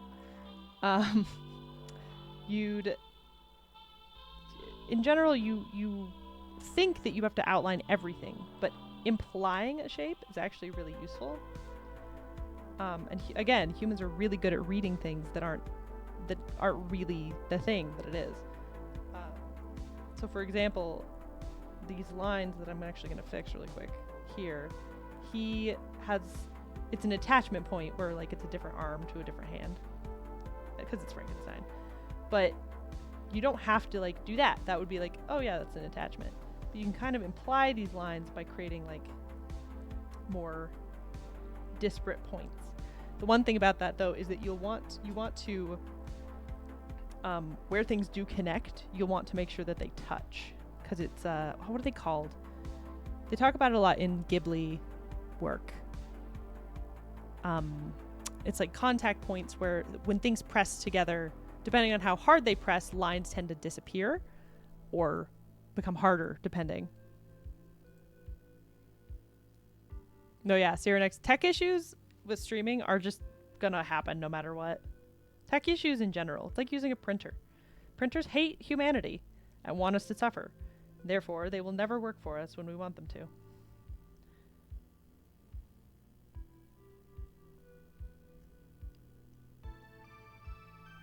This Pinky be a little wonk.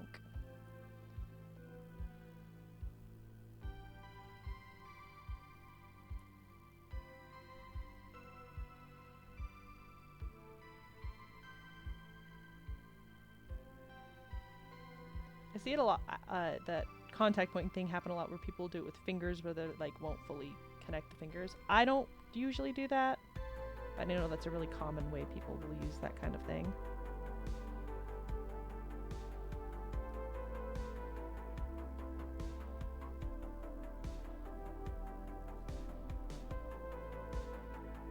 Implied space. That is exactly what I'm talking about.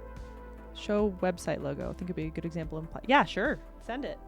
If you don't mind me sharing it on the stream.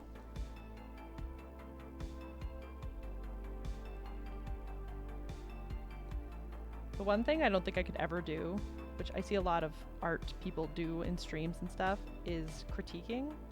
Because I am genuinely a sucker for all art. And like literally I have the hardest time being like, that's bad because of this. Because it's never bad. It's like, unless you have a certain purpose behind what you want. Like for example, if you were like, I want to understand, you know, line weight better, I could probably critique that. But if it's just a general like how to make better, I'm so bad at that. I used to have to do it in school and I would always fail miserably because I'd be like, this is pretty and I like it. I'd be like, how do I improve? I don't know.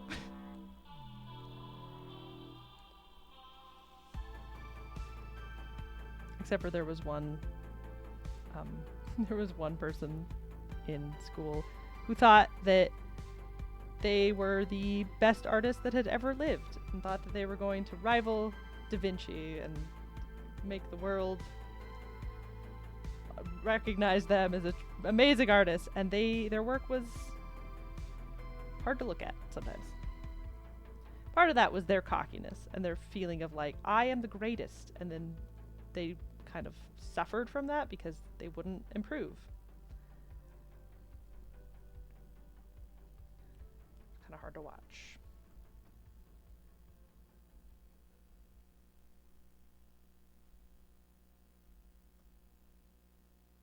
I think I like that hand. His thumb is too small though.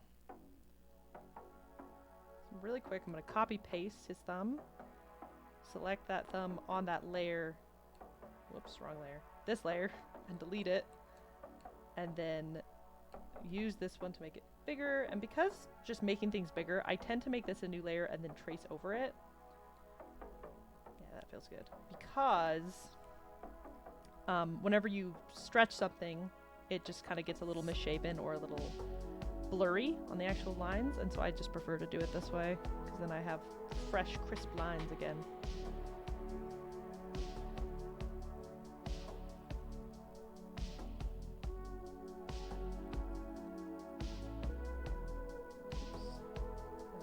That, combine those.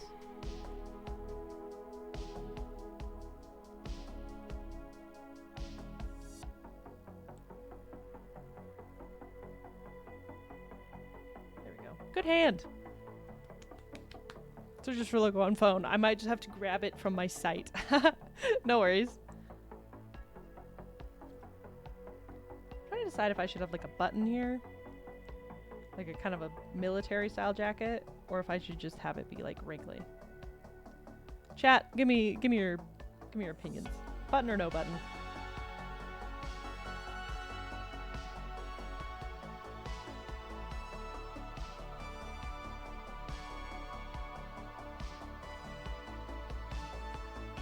I like that wrinkle. He's so grumpy. Oh, this movie's so good. People need to watch it. I think I like button. I don't know. Yeah.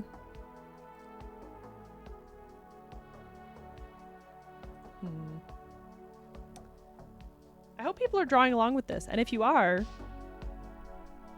share with me what you made on Discord or whatever. And if you want to show it on the stream, that's great. But also if you don't, just let me know and I won't show anything. I just love seeing people's work, honestly. It makes me really happy when people draw. The happiest I get is when people who don't draw. Like they... people I know in my life who like never draw, haven't drawn since they were like a child. Whenever they draw and they show me and they're like, look what I made. And I'm like, you are perfect and I love you and I'm so happy that you exist.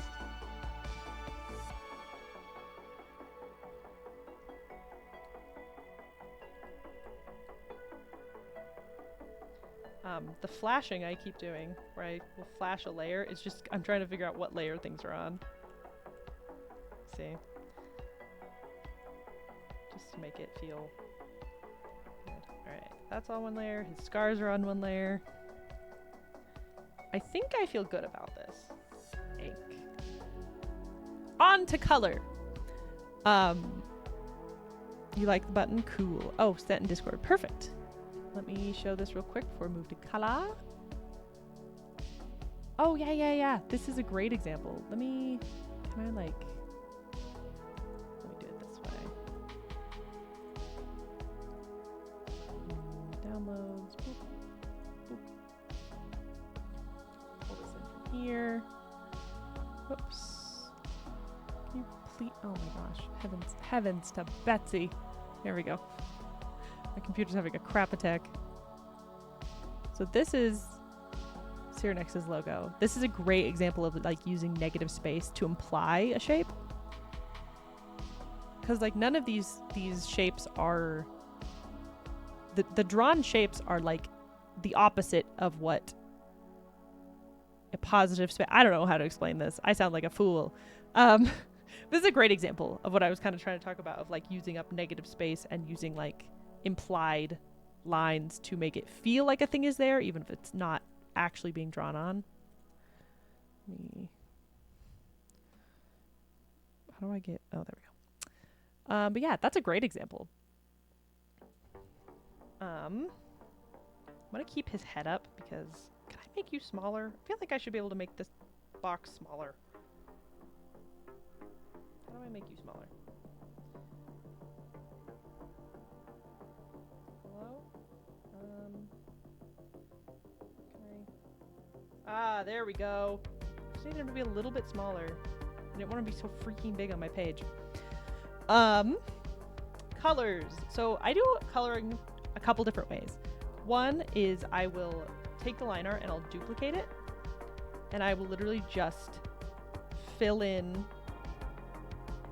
color. Fill in the things. Also, this continue filling button at the top when I drop a color, right? So you can drag and drop any color, right? But if you hit continue filling, whoops, missed it, you can just tap where you want the color. The only problem with this is you can't take colors from your canvas. You have to take colors from over here, but you can continue to do it that way, which is really nice. That's a really quick and easy way of coloring that I will sometimes do when I'm just like, I need to get through something, or if I'm just like trying out some color ideas. So if I don't know what colors I want, I will kind of mess around with that. The only issue with it is sometimes it can make your line art, as you can see, it's really subtle, but it kind of makes it thicker. The only problem with this is if I alpha lock, which, okay, I'm teaching too many things at once. So alpha lock. Alpha lock is where if you tap your layer, you can hit alpha lock and it will basically make it so you can't draw anywhere except where it has already been drawn. So if I turn on alpha lock and I draw over this, it's only coloring in the lines, right? Because it's locked on that channel. As you can see, you can kind of see the other black layer through. So that's one of the big issues with coloring in the way that I am showing. The other nice thing about alpha lock is if you then tap it after it's alpha lock and hit fill layer, it will fill only on the line art. So this is how I'm actually going to recolor some of the line art after coloring, because I like to... I feel like coloring the line art makes it just like feel a little more vibey. for this, or the other way, I was going to say that I, turn off alpha lock, that I will color is I will just block in hand-drawn block-ins. Actually, I have 3 ways of coloring. I'll show all 3. This is where I'll literally just draw like this, fill in these shapes. I'm going to be a little messy because I just want to show. Nice thing about it too is you can be messy and then just go and erase those lines later. This is another good way of like quickly putting down color to like see if it feels right. Because sometimes you think you know what color you want, you don't. And then you fill that in. With filling, there's also this way where if you take it, drag it, and then hold it down in the area, up at the top appeared that little threshold thing, and you can up and lower the threshold. I would recommend get it going as high as you can without it coming out of your line work. So if here, let me do it again. If I go all the way up, it'll fill in the whole canvas, right? But if I, all this, but if you go really low, you get these, let me show you get these lines, right here, that are not filled. But if you go really a lot higher, the threshold will cover those in. That threshold will be determined a lot by how thick your line art is and how, all that stuff. But I recommend using that. It's really useful. It's really nice. Anyway, the third way I color, and this one I don't use a ton, but sometimes I just feel the vibes, is I will take the select tool up here and I will just block in the whole shape by outlining it. And if you tap, it creates a straight line. So you don't have, if you have any straight lines, it's easier to like kind of go along. Like that. This is very similar to the other way of just blocking in the color, but I don't know, sometimes this just feels like the way for me. It's a few less possible like coloring in mistakes, and then you just drop your color. I will not be doing that today because it kind of hurts my hand whenever I do it that way. Don't know why that in particular hurts my hand, but it does. But yeah, I think I'm gonna go with real darks. The other thing I'm gonna do is I'm actually going to fill in the entire layer. I'm gonna fill in the entire shape with one color because I'm going to build on top of it. This is what I was talking about earlier, where like you start really big and then you start big and then you narrow it down slowly to more details.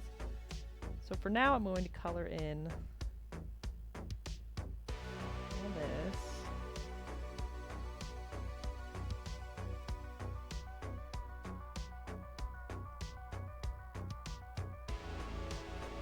Oh, I was gonna show actually masking. There's a way to color with masking. I do not often use it because I get confused. And also exporting can get kind of janky if you're exporting to like a PSD or any kind of computer file. That you're gonna change programs in, it can get a little wonk. Let me just gonna turn this layer off. So something you can do is you can create a mask, which I have to remember how to do because it changed a little bit with the new update. You do mask. So on this layer, I'm going to put down this. And on the mask layer, I'm going to use black to basically get rid of what I don't want colored. And then you can see here on the mask, it is not affecting the actual color I made, but rather is affecting the layer mask. And so you can turn that on and off as you want. The way I'm using it right now is not like a super helpful way to use it, but I will show kind of a more helpful way to use it. Basically, if let's start over. Delete the mask, delete that. Let's say I wanted to have, here we go. So if I have this layer, I'm gonna turn down the opacity a little bit. And then I want all of the cape to be red, right? What I do, but I want, okay, this is going really great. The mask, okay. I don't know how to show this well. I'm kind of an idiot. I guess let's say, we want to use this as the mask. So that... Hi, Mari. Maori. If I want to use a mask and I want basically colors to only go on this without it being the same layer. Because I could obviously alpha block and then, you know, I won't go over the lines. But if you do that, you're obviously all on the same layer. And that can get really jacked up really fast. So what you can do is you can create a mask. Whoops. Hello? You can make a mask of this layer by doing... How do I do this again? To be honest, I don't really remember how to do this. I believe...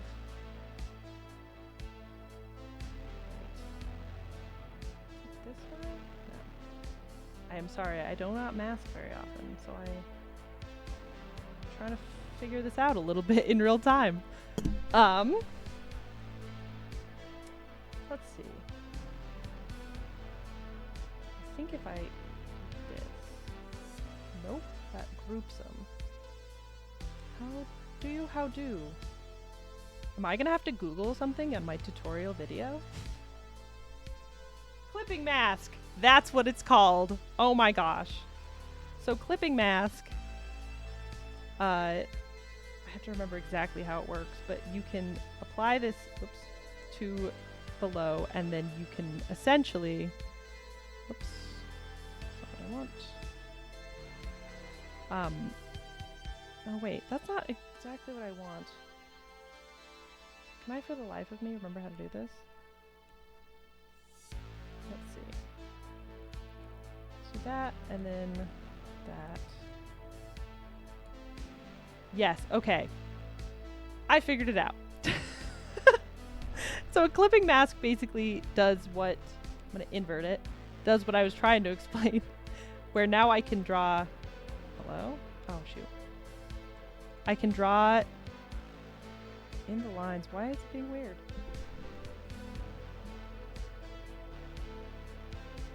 There we go. I had a wrong color. So you have to use black and white to get this to work. Man, it's been so long since I've done this. I apologize for my confusion. But now what you can do is in this layer, because this is now clipping to all below layers, you can use it to color on, and then because all these layers are below... Hello? No, I don't want that. Just me. No. I'm gonna be super honest right now. I am so confused.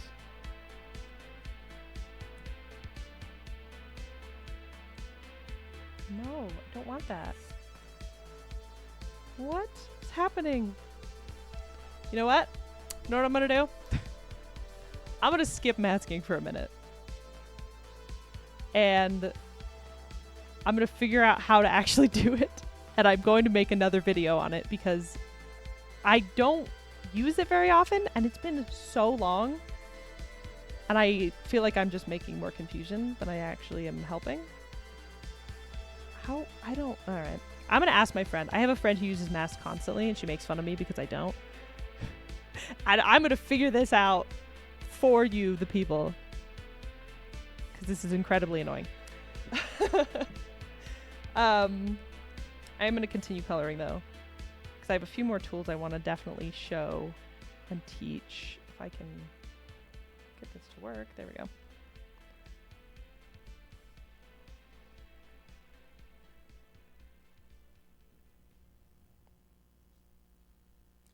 With coloring, I'll often just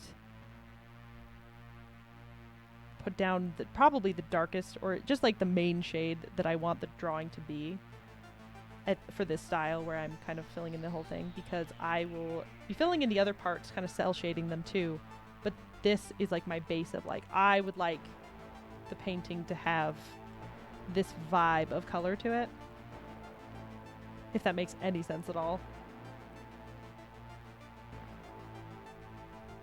I feel a fool now about masks. Maybe I should have done some research. I thought I knew. To be fair, masks also work very differently on different programs. in terms of the actual setup of them, I tend to just erase things and ruin my layers, which I think is fun. And I know some people would like to learn about masks, and I'm sorry that I'm not that person. Like I said, this is my sort of my process, and not necessarily a process that I think is correct or is what other people would use. Or I am not a professional. I'm not a Procreate expert, despite using it all the time.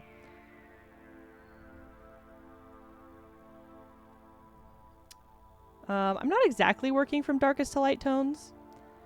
This is basically just what I want. It will kind of set my brain to working in darker tones. I'll usually do this for if whatever my main color, the largest amount of color is, I will kind of use that one to move forward. It doesn't necessarily have to be the darkest, but I want this painting to be pretty dark.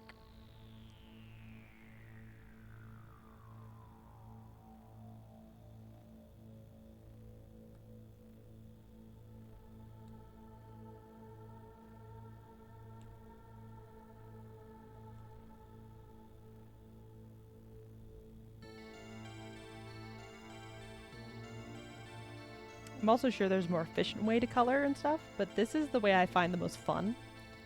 And I think there's something to be said for efficiency versus fun. And I think it's you know, if it's more fun for you to be more efficient, great. If not, I think having fun is more important when you're drawing, at least when you're drawing for fun like I am. This layer will also give me just a base layer to work off of. I'll show you kind of what I do instead of masking, which I'm sure someone is going to get in here and be like, actually masking's so much easier because of this. I know. My friends make fun of me, all my art friends. They go, what, masking's so useful? And I'm a bad person. But I get art done the same, so, you know, it's fine.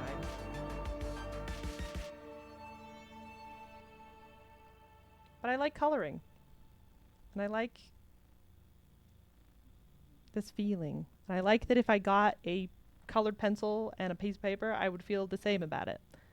And I wouldn't be like, ugh, why can't I just mask it, you know? I guess masking is an actual thing that you can use with traditional media, but I don't.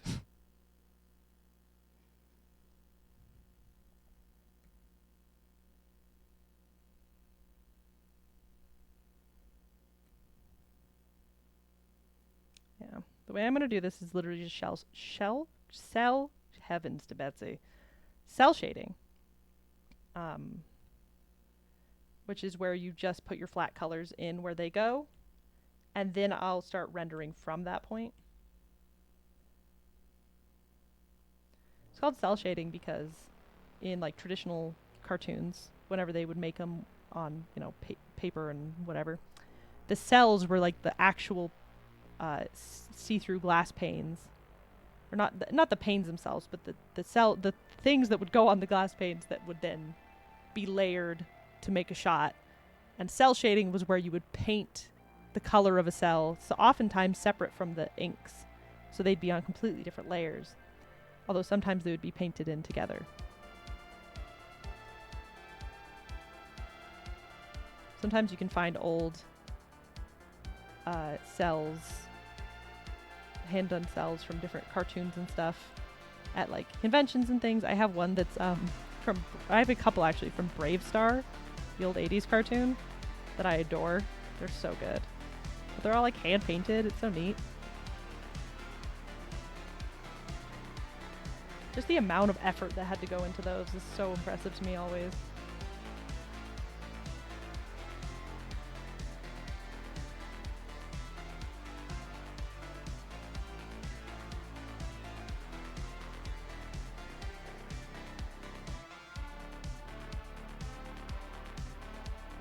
Almost done. Just gotta get this another legging. This method of coloring also is really useful if you have, because obviously my lines are fairly closed. There's not a lot of open spaces between them. But sometimes I'll get a little looser with it and have less actual lines and more implied lines, and that's when this kind of coloring gets really useful, because it will keep me within a area without the line actually telling me to be within that area. If that makes any sense?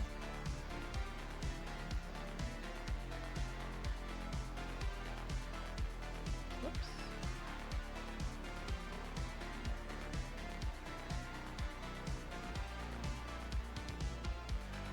Alright.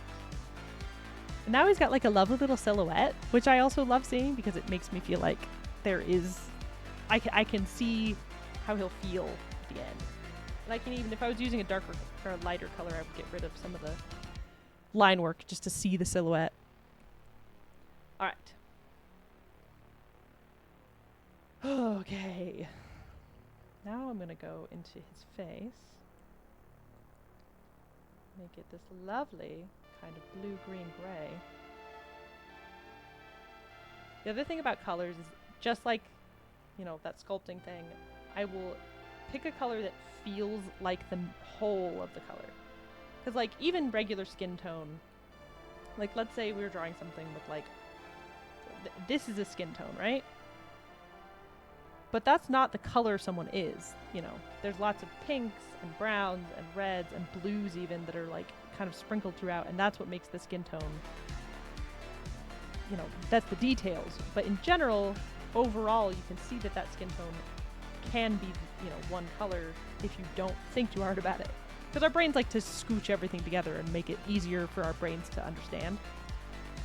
And so I'll start with this kind of color and build out from the main color.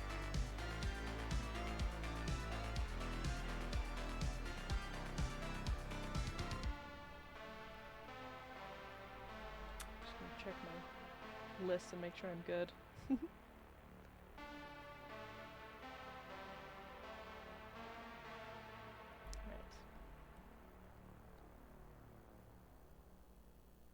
When I put this on YouTube after this stream, I will be cutting it up a little bit, making it a little bit easier to follow, especially since my freaking internet went out and exploded and hates me.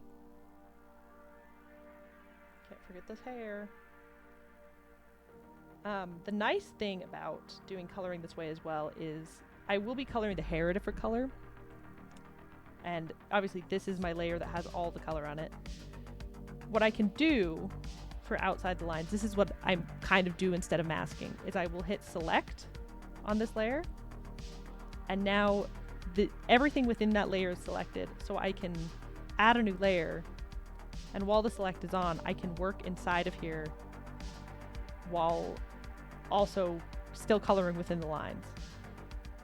And that's kind of what I do instead of masking, because I find it easier and faster. I'm sure someone else who works with masks is like, no, that's stupid, and it's much easier to do it this other way.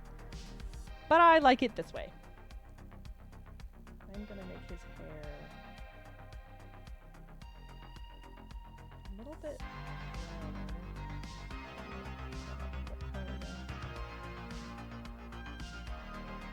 maybe that's actually the color I want his hair to be. I'm gonna make his clothes a little bit more purple.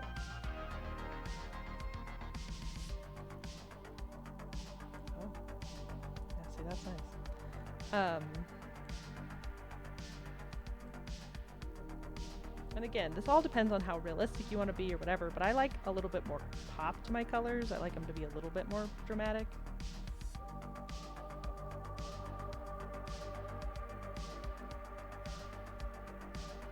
The nice thing too is that I'm actually going to do this. And then, oops, this color. And this is a nice thing too, is your history will remember what colors you use. So if you ever are like, oh man, I need to go back. It doesn't always work. I don't know why. It's a little jacked, but that way I can... Oh, balls. I need this one. I need to draw here. And this one, change colors. There we go. Now I have this one again. I'm trying to decide if I should keep him... I want him to be a little bit browner in general, a little more warm tone than I think the film is, because it's cowboys. And cowboys, as we all know, are warm toned. This is tradition. Oh, I was going to say, though, with layering like this, as you can see, I'm coloring, but I'm not having to worry about the face at all, because the face color layer is above this one. I like to separate a lot of my color layers out, especially at the beginning. And sometimes later I'll combine them, but it makes it so convenient to actually make sure I'm not mixing areas that I shouldn't.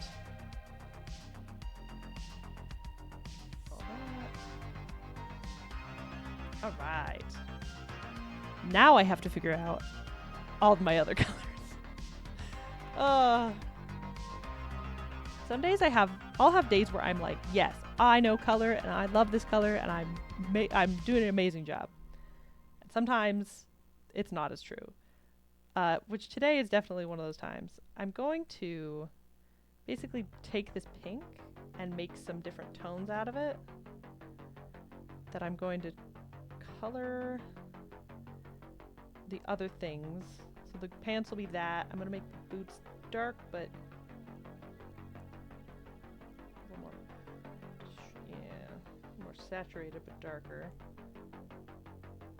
I think. Again, right now I'm laying down a lot of colors that are very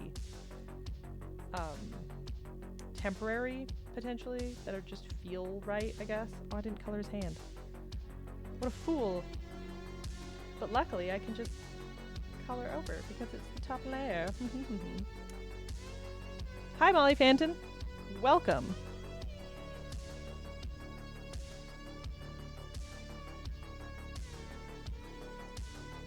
Yeah, I like this general vibe of colors. I'll usually work in monotones when I'm really struggling with colors because you can really make everything one color and it will still feel pretty correct. As long as you change the saturation and stuff like that. I am doing this all on one layer. Oops, I was doing it all on one layer. Let's see. There we go. All the boots and stuff I'm doing on one layer because I'm still kind of trying to figure it out. Which makes it a little bit difficult just because you get some of that overlapping. But it's not like the end of the world kind of big deal.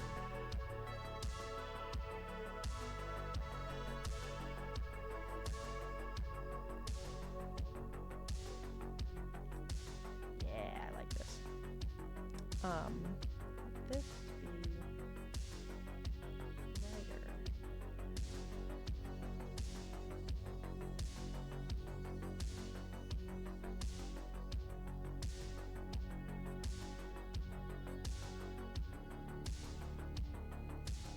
Hopefully this is useful to people, this select tool thing. Because again, this is kind of what I do instead of stressing over masks. Worst part is I'll watch mask tutorials, things on, TikTok or whatever. They're like, look how easy, and then I just proceed to not do it. I decide if his hat should be darker.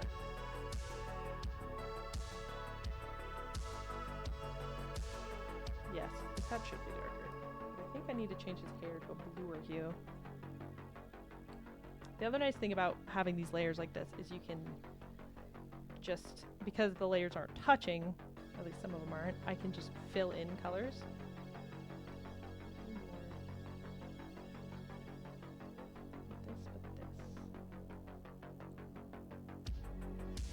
It's pretty easy.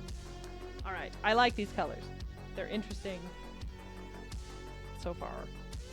I do feel like this needs to be a tad browner. I know I wanted it purple. It needs to be just a little more... Yeah, that's what I needed. And then when your colors are touching, sometimes they'll do reference of each other.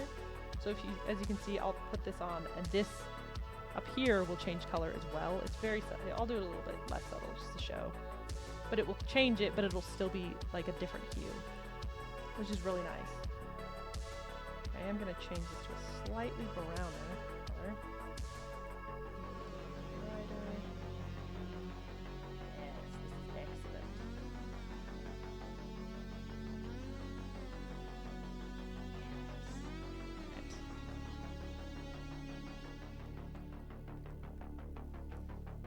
Yes. All right.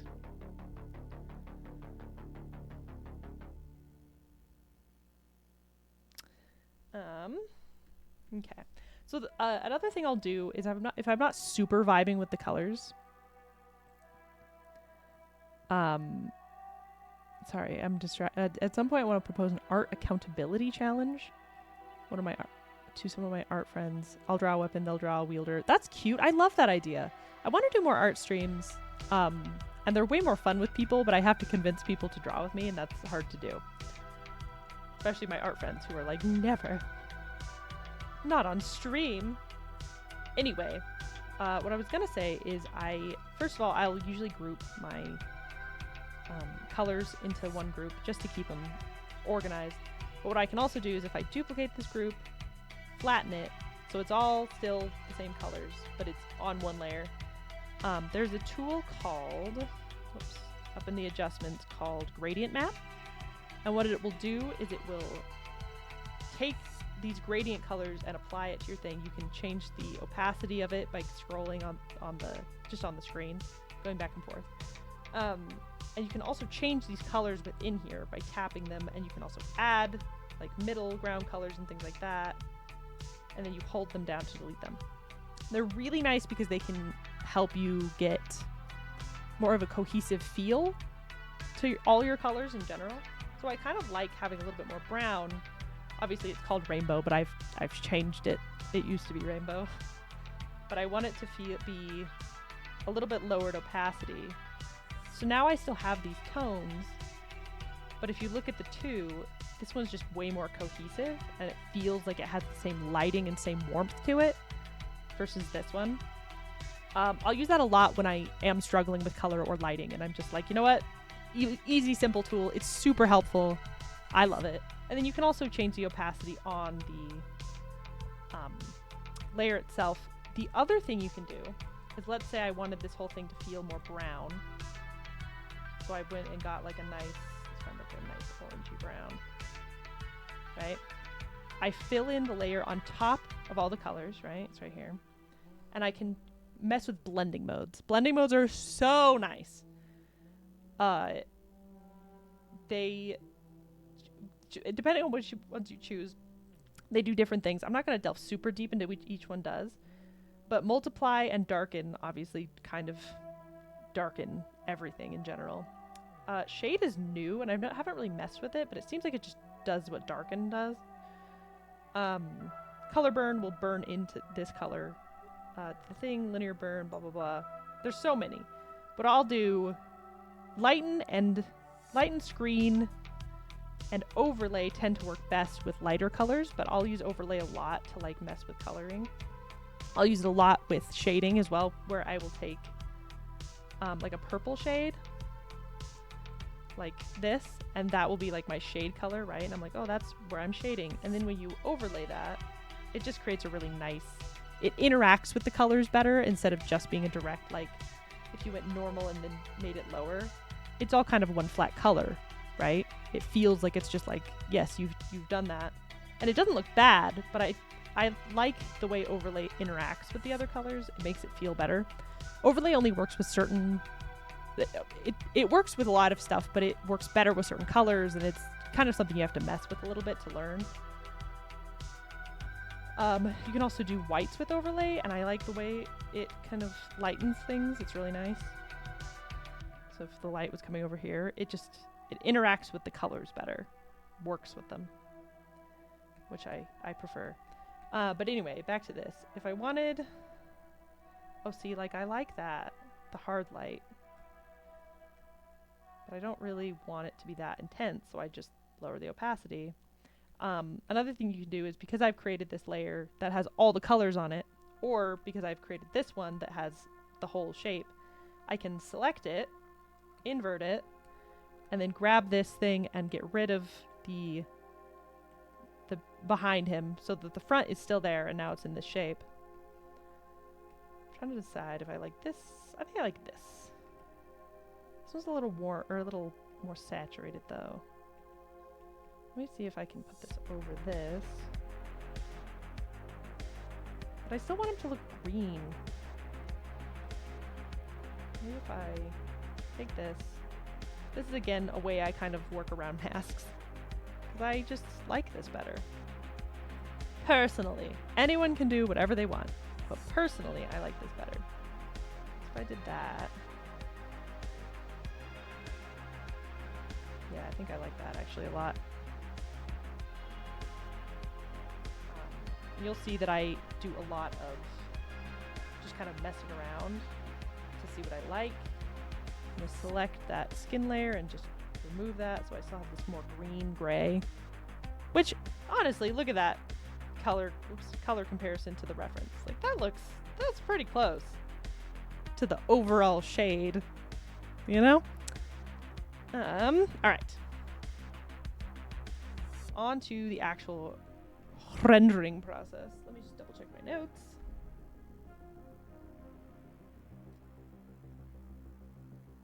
All right. So I feel like I've got my cell shading down, like my base colors down. I really like them. And so I will group all this. I'm not going to touch that for a while. You can rename it. Sometimes I'll do this with groups, never with layers because I'm lazy. But with groups, I'll sometimes rename them just to keep it somewhat organized. I am going to alpha lock the scar layer and take this same red and just kind of, shoot, I put too many things on this layer. I'm gonna fix that by just coloring that back in. I just want the scars to be sort of red. I'm gonna put this under my main layer. There we go. There we go. That's just the scars are red. Just to keep them separate from my other lines. Then I'm also going to color the line, the main line art. And I'm going to do it based around the colors that I've already chosen. So this gray that I guess it's kind of a yellow, wow, that I'm using for the skin. Color theory is a whole thing. Color theory is like the devil in disguise.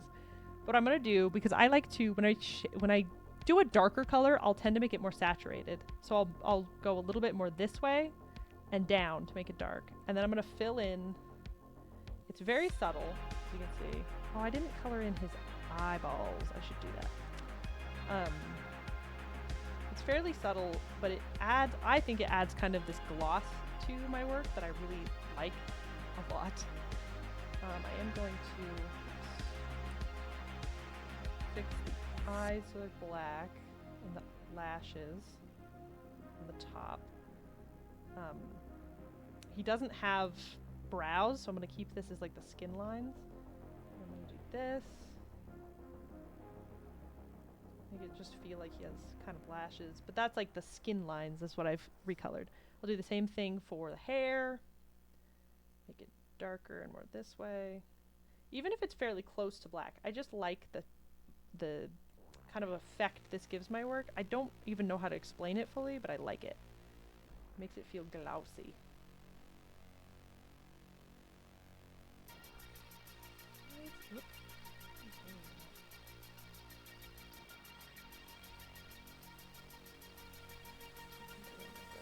Sometimes layers just get mixed up no matter what you do, and you just gotta deal with it.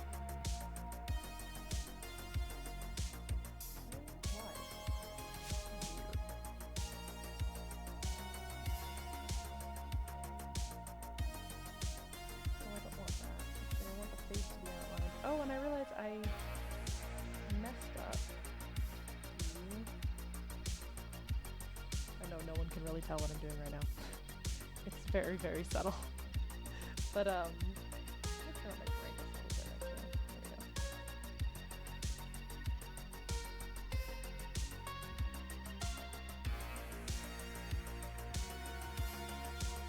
we go. I accidentally messed up his hair. So I'm really quickly use my select tool, grab that area, and then just select this whole colors layer and drag it out.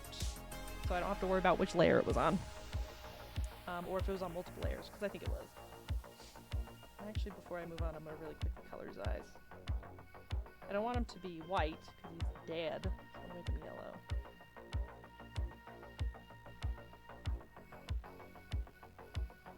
I'm going to make this little glint in his eye, which for people who've seen the movie will understand, red.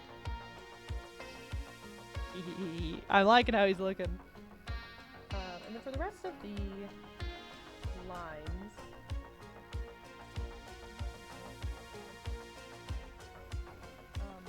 I'm just going to do a really dark red, because everything else is kind of red.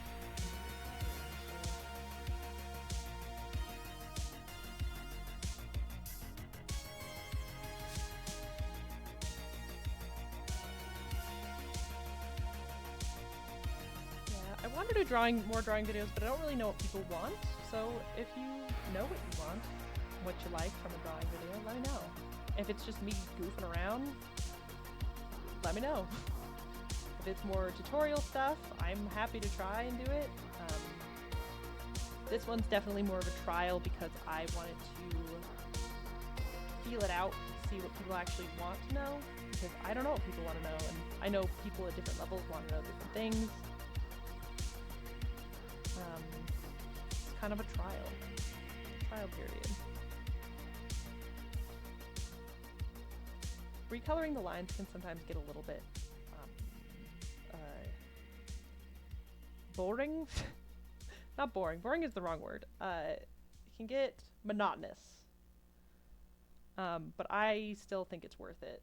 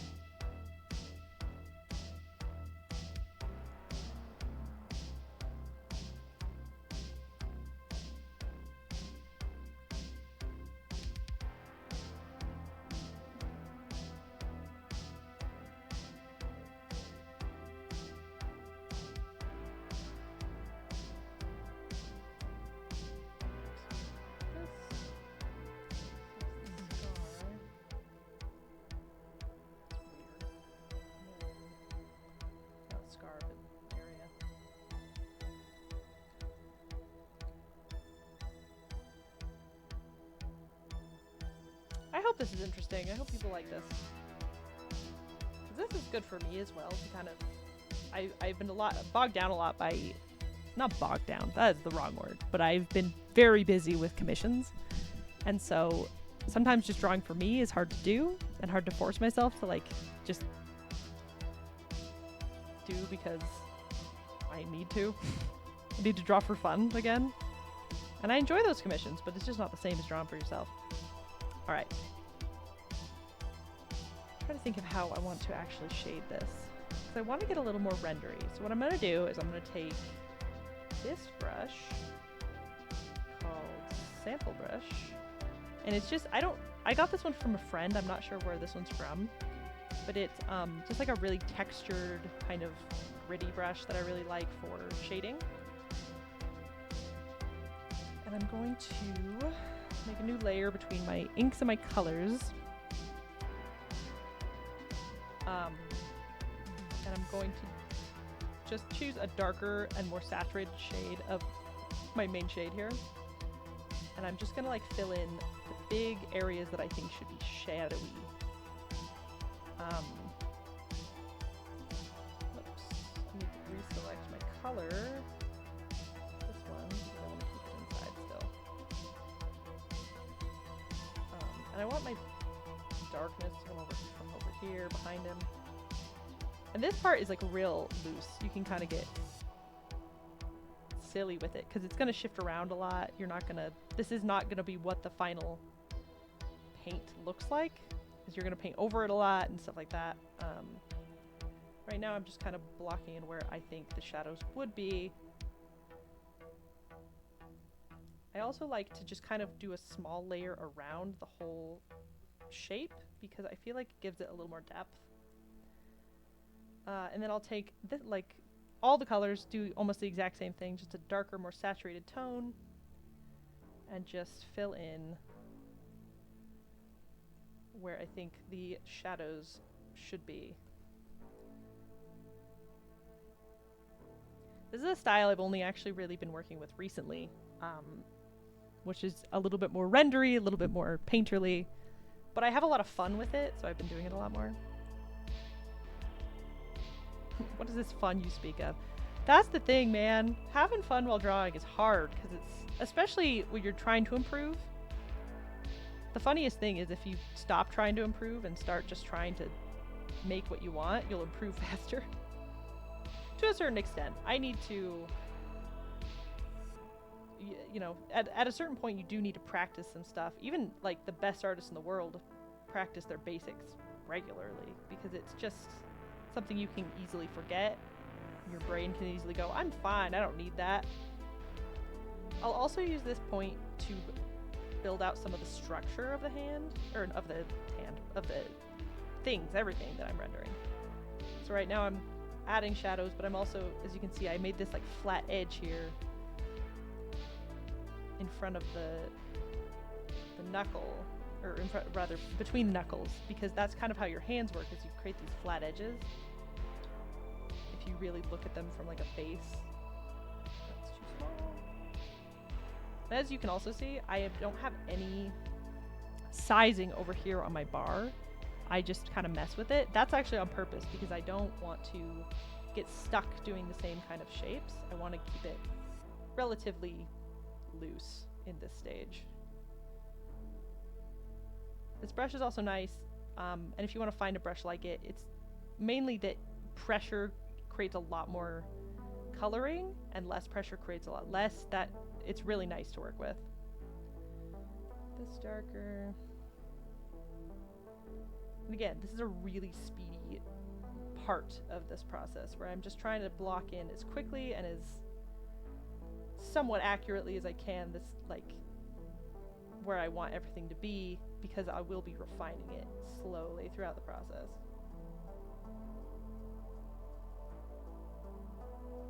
This one. I also do this all in colors and not in... I used to do it where I would do like a dark, even a black, and I would use, you know, the blending modes to kind of mess with it and make it look somewhat how I want, but I found that working with colors makes me better at finding actual shades and spaces. What's funny is a thing I feel like not enough artists talk about is that you feel a lot of your art. And it's funny how when you aren't feeling it, or if you... Like some of these things I'm talking about and do is stuff that I do because it feels right and not because it is technically correct. But sometimes like this kind of, like this brush is a great example of this brush feels correct whenever I'm using it. It never feels like I'm, even though a different brush might be the more correct brush or whatever, this one feels correct, and that's important. It's also something you learn slowly as you work more and more with drawing, is you just... I'm gonna steal this one. You figure out what feels correct instead of what is technically correct. I think that's a skill that people don't talk about, that you do learn through practice. I want this face to be fairly dark. So I'm gonna kind of... That's too much. I'm gonna fill this in. I've also found that the larger your brushes, if you work in, like, obviously this shape is not the shape that I'll end up with. It's a big square.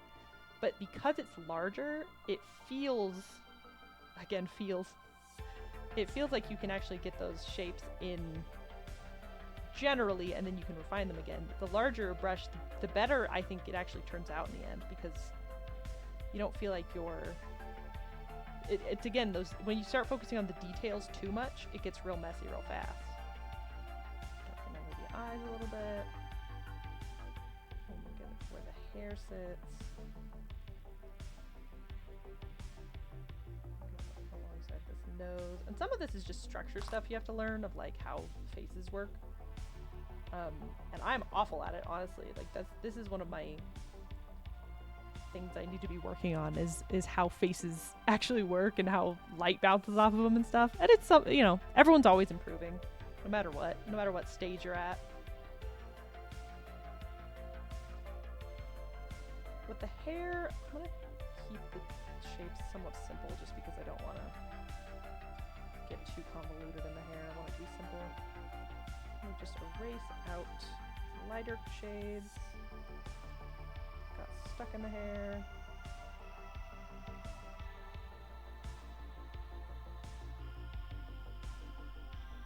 This part is incredibly messy, but I think that's why I enjoy it. It's because a lot of the times when I work, I have a very precise thing I do. It's very clean colors, clean lines. And so lately I've been doing this and it's been a lot of fun just to get loose and goose with it. The hair to be like coming out a little bit. This is almost like a sketch phase for the painting as well, because it's what's the right word?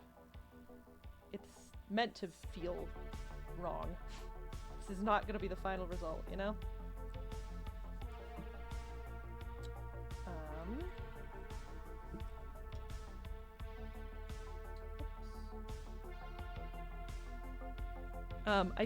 There is one thing I wanted to talk about, which is the 80-20 rule. I think people call it different things. I think there's like an 70-30 and a 60-40 kind of thing. But when working with like colored lighting, it's often really useful to think of things in 20s. It's very similar for color. It's thinking of things in 20s and 80s. So, for example, right now his whole outfit is very red, but his skin is very green, yellow. And you would say 80% of him is kind of this red tone, while 20% of him is only this gray tone. And that adds a lot of like visual interest and shows you kind of where to look and stuff like that. This is also really useful in lighting, where let's say I wanted a very stark, bright light in front of him, right? Like the sun is like right in his face. Why is that not working? There we go. So let's say I would want to cover, if I wanted that light to be pretty intense, I would cover 80% of him with that color. And then I'd probably choose a secondary color that's opposite and do about 20%. Excuse me. Sorry about that. I'm going to use an overlay. And you see how it creates a little bit more visual interest. I'm actually going to blur it really quick just to make it, it creates it, it makes it a little more visually interesting than if you just had like a perfect like half and half of like,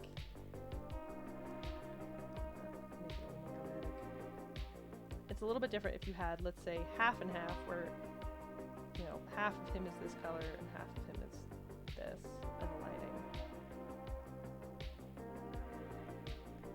So if you, I'll blur it really quick, which the blur tool is just in here underneath gradient map.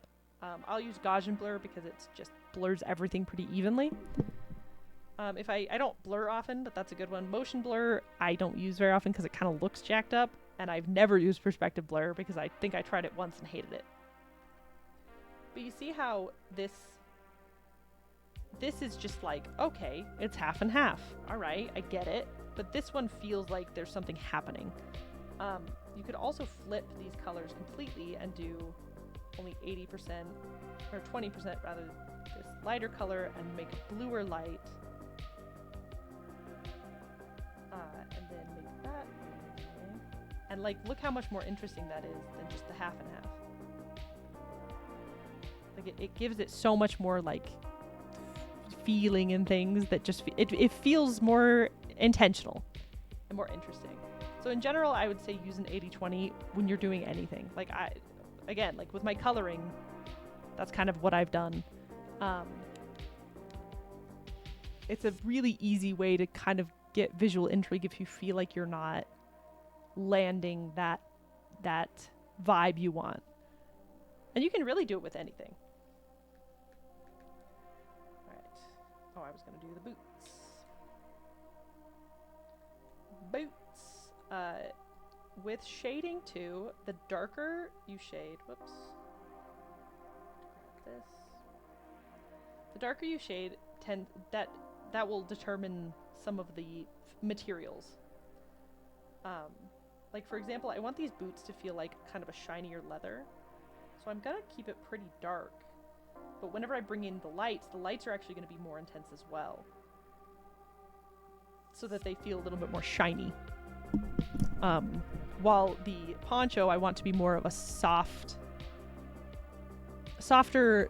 more kind of hempy fabric material, if that makes sense. Like almost like something that would keep you warm and or out of the wind or whatever, like an actual poncho. So I'm gonna keep the darks less dark, a little bit less deep, and the lights will not be as nearly as intense, and that will keep it from, that'll kind of determine a lot of its material that it's actually made of.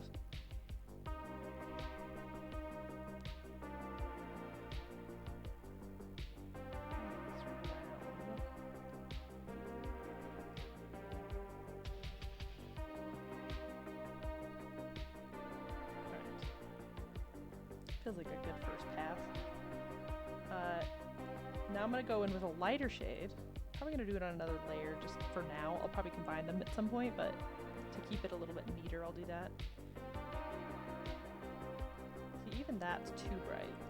Also, when I go bright, I do the opposite of what I do when I do the darks, where I do less saturated and up. So it's a little bit grayer. Again, that's a little bit too bright. Try that again. Just want like a tiny, yeah, that's what I want. I just want a little bit brighter so it doesn't feel like it's really popping, because it's more of a dull material. Yeah, that feels good. Again, I'm using kind of a big brush to block in these colors and kind of pushing the areas that I'm like anti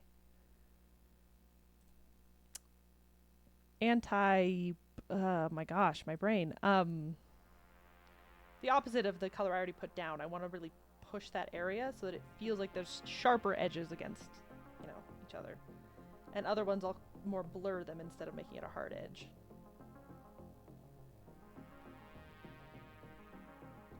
And you have to consider the way light hits things. But honestly, if it just feels good and like you look at it and you go, that seems like the lighting is correct, then it is probably fine. Even if it's not exactly, because sometimes exact correct lighting doesn't feel real and people will notice it. It's really interesting. You almost have to do what lighting should look like. I don't like how like squishy this is feeling, so I am gonna bring another lighter shade in. Lower opacity or lower size, smaller size, and just kind of make it a little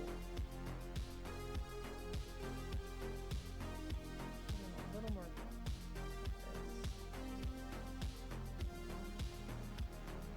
And like I said, this is a newer rendering style for me, so this is me learning in real time.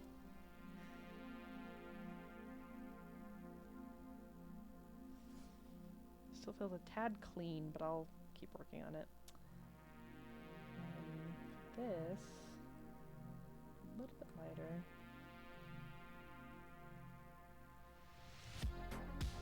I want this to feel, again, I want everything to feel a little bit dirty, a little bit grimy, but that'll come as we render.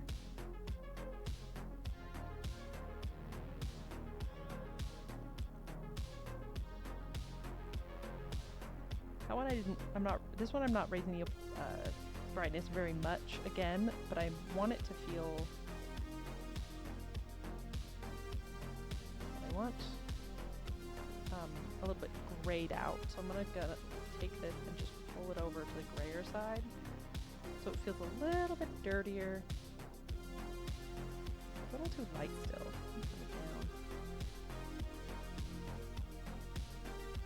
There we go.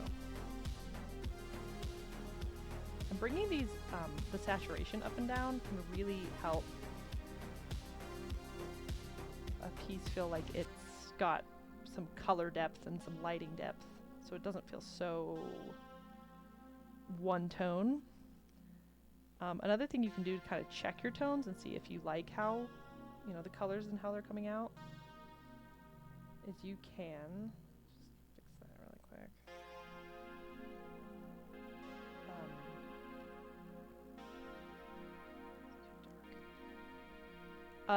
You can go back into that, or you can create a layer that's all black. So just, fill it in with black, and then take that, and all the way down at the bottom of your mixes is color, and it will turn everything black and white.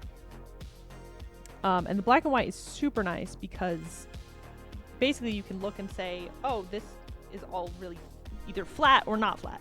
Like you can see that it'll show you your actual like saturation values. So these values obviously are very separate. While the pants and the poncho are a little bit close for my liking, so I'd probably punch up some of these values just to be a little bit less similar. But overall, I really like how that's feeling, you know what I mean? And that's something you can turn on and off, kind of check your work. 'Cause yeah, these pants are starting to feel a little bit too close to the poncho. There's not enough visual difference. But I also don't want them to get too close to... I'm actually just going to do this on top. I don't want it to get too close to the sleeve color, so I'm going to maybe go grayer but still darker. So he's got kind of gray pants. Oops. I'm going to put this layer above these so I can just quickly sort of get that in there. Probably should have done this before I started actually painting. But now, see the visual difference is like way better in black and white. They don't feel like they're all part of the same thing. I'm not enjoying the way I am coloring this poncho. It's actually pissing me off. But you know what? I'm going to trust the process. That's the hardest part of any drawing, is sometimes you just hate what you're doing, or like it just doesn't, you can't figure out why it's wrong, but you keep going and eventually it works itself out through lots of suffering and pain. I'm just putting this color above everything. Just gotta mess with my layers a little bit, but I don't care that much.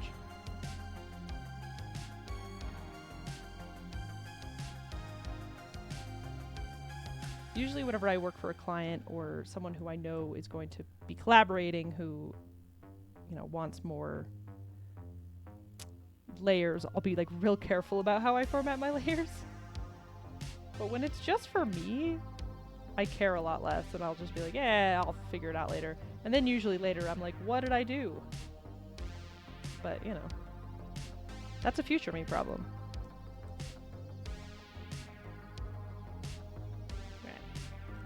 There we go. I'm going to select this and get rid of this. That way I can just put this back down here. And I'm going to do some more shading like I was doing before.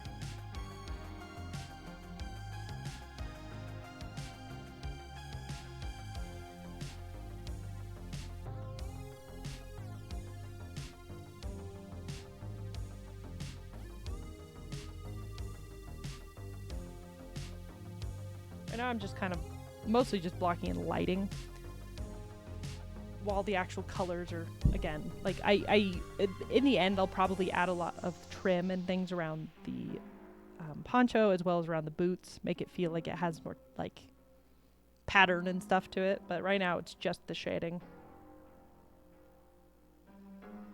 All right, what time is it? Okay, we have about 15 more minutes before I have to be over. But I feel like we can get pretty far in those 15 minutes.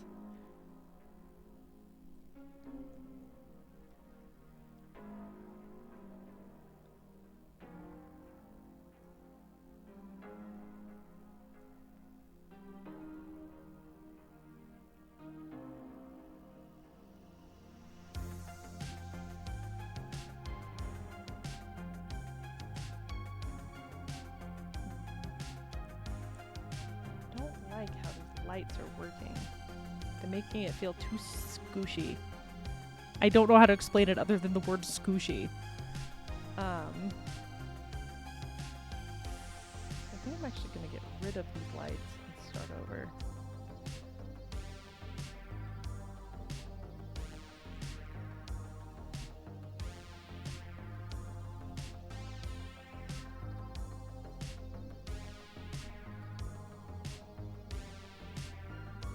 I want this to feel like it's not fully folded, which is why I think the shadow is giving me trouble.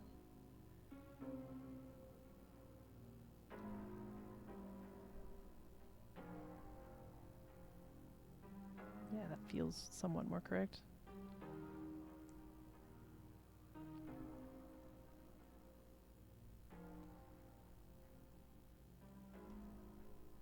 One of the other problems I'm having is that my lines are a little thick in some of the areas. That's not something I'm willing to go back and fix right now. Like this line that I've created between the face and the scarf just doesn't feel quite right. It feels a little flat, which isn't meshing well, but also it's like, eh. I'm being lazy today.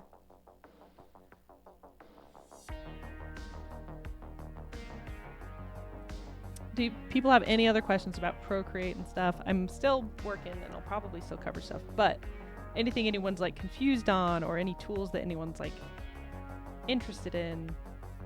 I do want to show actually really quick, since we only have so much time left. I wanted to show something called Page Assist, which is so there's Animation Assist, which essentially creates layer or animation between frames. It's really useful if you want to do animation. I might make another stream about animation specifically. But Page Assist, let me fix these so I can show Page Assist easily, is essentially where, as you can see, I have multiple layers on, right? And if I want to hold on to those layers, but I don't necessarily want those layers showing at the same time, but I still want easier access to them even, especially if I want to go between two things. This sometimes works with reference, where you will put reference onto your page and then you can kind of switch back and forth. Page Assist is like Animation Assist, but it just gives you the pages. So now I can go between my different sketches and what I'm working on. Wow, look how lean that one was. Like super easily, and make it feel like I can go between them. I'll do this a lot where if I don't want to create a whole nother canvas, but I want to draw another drawing on the same canvas, which I do all the time. Like for example, with this same sketch, I wanted to do, I don't know, I turned that off. I don't have to turn it off. It makes it so you don't have to turn off layers, but I want to do Frankenstein himself. I don't love this drawing. It's ugly, but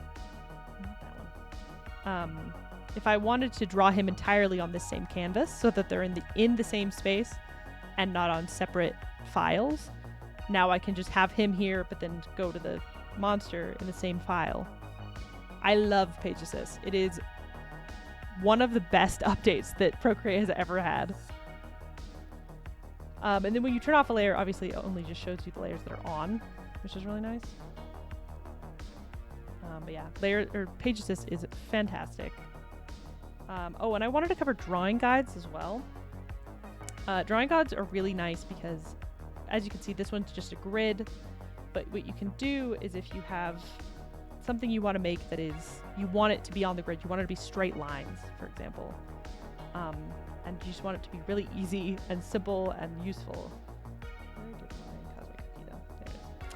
There it is. You can tap on your layer and turn on Drawing Assist. This only shows up if you have Drawing Assist or Drawing Guide turned on your canvas at least once. You can actually turn it off and it will you still have assist. But so the grid literally lets you just make straight lines in the grid formation. And I'm like all over the page and it's just doing the grid, right? You can edit the drawing guide, which you can do the 2D grid, the isometric, which is a little bit more like you go on an isometric plane instead of a straight grid, but you also have the straight up and down. With the isometric, you can also No, it's perspective, sorry. With perspective, you can create vanishing points. So you can create your own perspective, and you can have multiple perspective dealies, and you can move them around and all that stuff. And so whenever you use those, just make a new layer. Now I can draw on this perspective and not have to like stress about making sure my perspective is correct. It's really nice. And then the one I use the most in in the drawing guides is symmetry. And symmetry is really cool because you can obviously, boom, you can make like a man and he's smiling. He's really wonky. Jeez Louise. Looks like a balloon. But this symmetry is super useful in so many use cases. I'll use it for sketching a lot, or if I want to make like a border around my canvas that all is like, feels the same. I can, it's really, really useful. But also, in the symmetry mode, there's options, and you can change them to that symmetry, horizontal, which is the exact same thing, quadrant, which symmetries from the center, basically, and creates these quadrants. The center of each line, I guess, is what I mean. And it's really, again, it's convenient for if you want to make, like, borders. So, like, it's super nice. And then the last thing is radial, which goes in way more directions, which is so nice because you can really make some like kaleidoscopes of work. I don't use this one often just because I don't have any like real use cases for it. Not often at least, and I love it though. It's really fun to just play with and kind of make fun shapes, and even just as a warm-up to get your brain moving and get goofy. It's very, very entertaining. But those are some really nice tools that Procreate has that, oh man. Procreate's one of those things where a lot of other programs will have these same tools, but you can make mandalas with them, and that's so, like, it's very relaxing, honestly. But a lot of other programs will have these same tools, but they won't function as seamlessly as Procreate, I found. Like, this is so easy to just mess with and feel like you can really get weird with. I saw someone who did one with this perspective where it was like a person. Actually, let me do it this way. It was like this. I don't know. How did they do it? It was like... The point is, it was like a bunch of eyes, and they all like became faces, but then the faces were connected, and so it was really cool. Yeah, lots of use cases for that. Something to mess around with. It's really fun. Yeah, these are the reasons I love Procreate.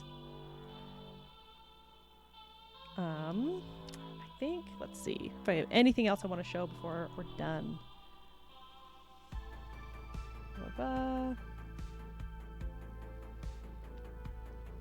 Oh, I was going to show, this is really, really nice. So, let's say I was working on him and I either ran out of layers, or I just want him on his own canvas, or I want to start over, but I don't want to delete what I have. I just want to like edit safely. You can either, duplicate your group, or if you don't have room, or if for any other reason, you can, I'm going to show that again actually. Whoops.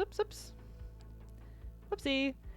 You can take your group, drag it, and it says 14, which is the amount of layers that's in there. And then you hit gallery, and then you can tap onto any other canvas and drop it in, and it will bring all those layers in. The only problem is it brings in the layers in backwards for some reason. So you do actually have to edit and like scooch everything where it's supposed to go. So like his line art should be up there. Stuff like that. I don't know how I even did this. You can apparently separate the layers. Didn't know that. Onto their own canvases. One other thing that's really nice with that though is if you just wanted, say, the line art, and you were like, man, I, for whatever reason, just want this line art over here. You just do the exact same thing, but you just drag that layer in, pop it on, and now you have that line art, and it's just super convenient. It is a really easy way to like help duplicate stuff. I do it all the time for various reasons. It's really nice. Let's see what else.